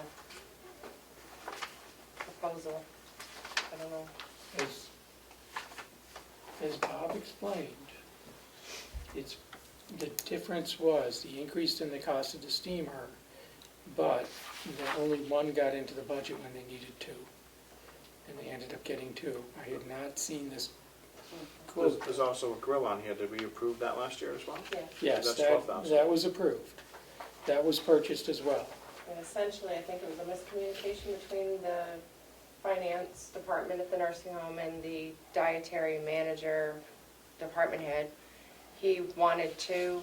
He thought there were two in the budget. He ordered two. He needed to. He desperately needed two. Does this go out to bid? Why didn't they bid it? I don't know. But you Motion to can't do- table 2022-41 until we have more information on the Okay. transfer. Thank you. Motion made. Motion made by the chairman, seconded, or is that, do we need a second? Let's throw it on there. Okay. I have an item from the Register of Deeds. Who's going to be the second? Oh, I'll I'm do sorry, you didn't vote yet. Thank you, Representative. Sorry. All in favor of tabling this to a further date? Aye. Aye. Aye. You want to vote too, Mr. Commissioner? Do you want to table it too? The item number was what though? I'm sorry. 41. 41. Alright. Let me give you back the image. At the last commissioners meeting, no, not this week's, last week's, the commissioners voted to approve the Register of Deeds spending money from her equipment account. Yep. And that needs to be also voted on by full delegation or the Yes. executive committee? Full delegation. Okay, so just put it on for your next. Yes. Okay, thank you. I apologize. Those steamers for cooking. Well, thank you for doing almost all of them, appreciate it. Thank you. Are they for cooking or are they for? Oh, it says 12 by Seeing 12. anything else to come before the executive committee? We will adjourn the executive committee. The delegation stands in recess. Thank you. Thank you. 4:20. Thank you. Thank you. Thank you. Right.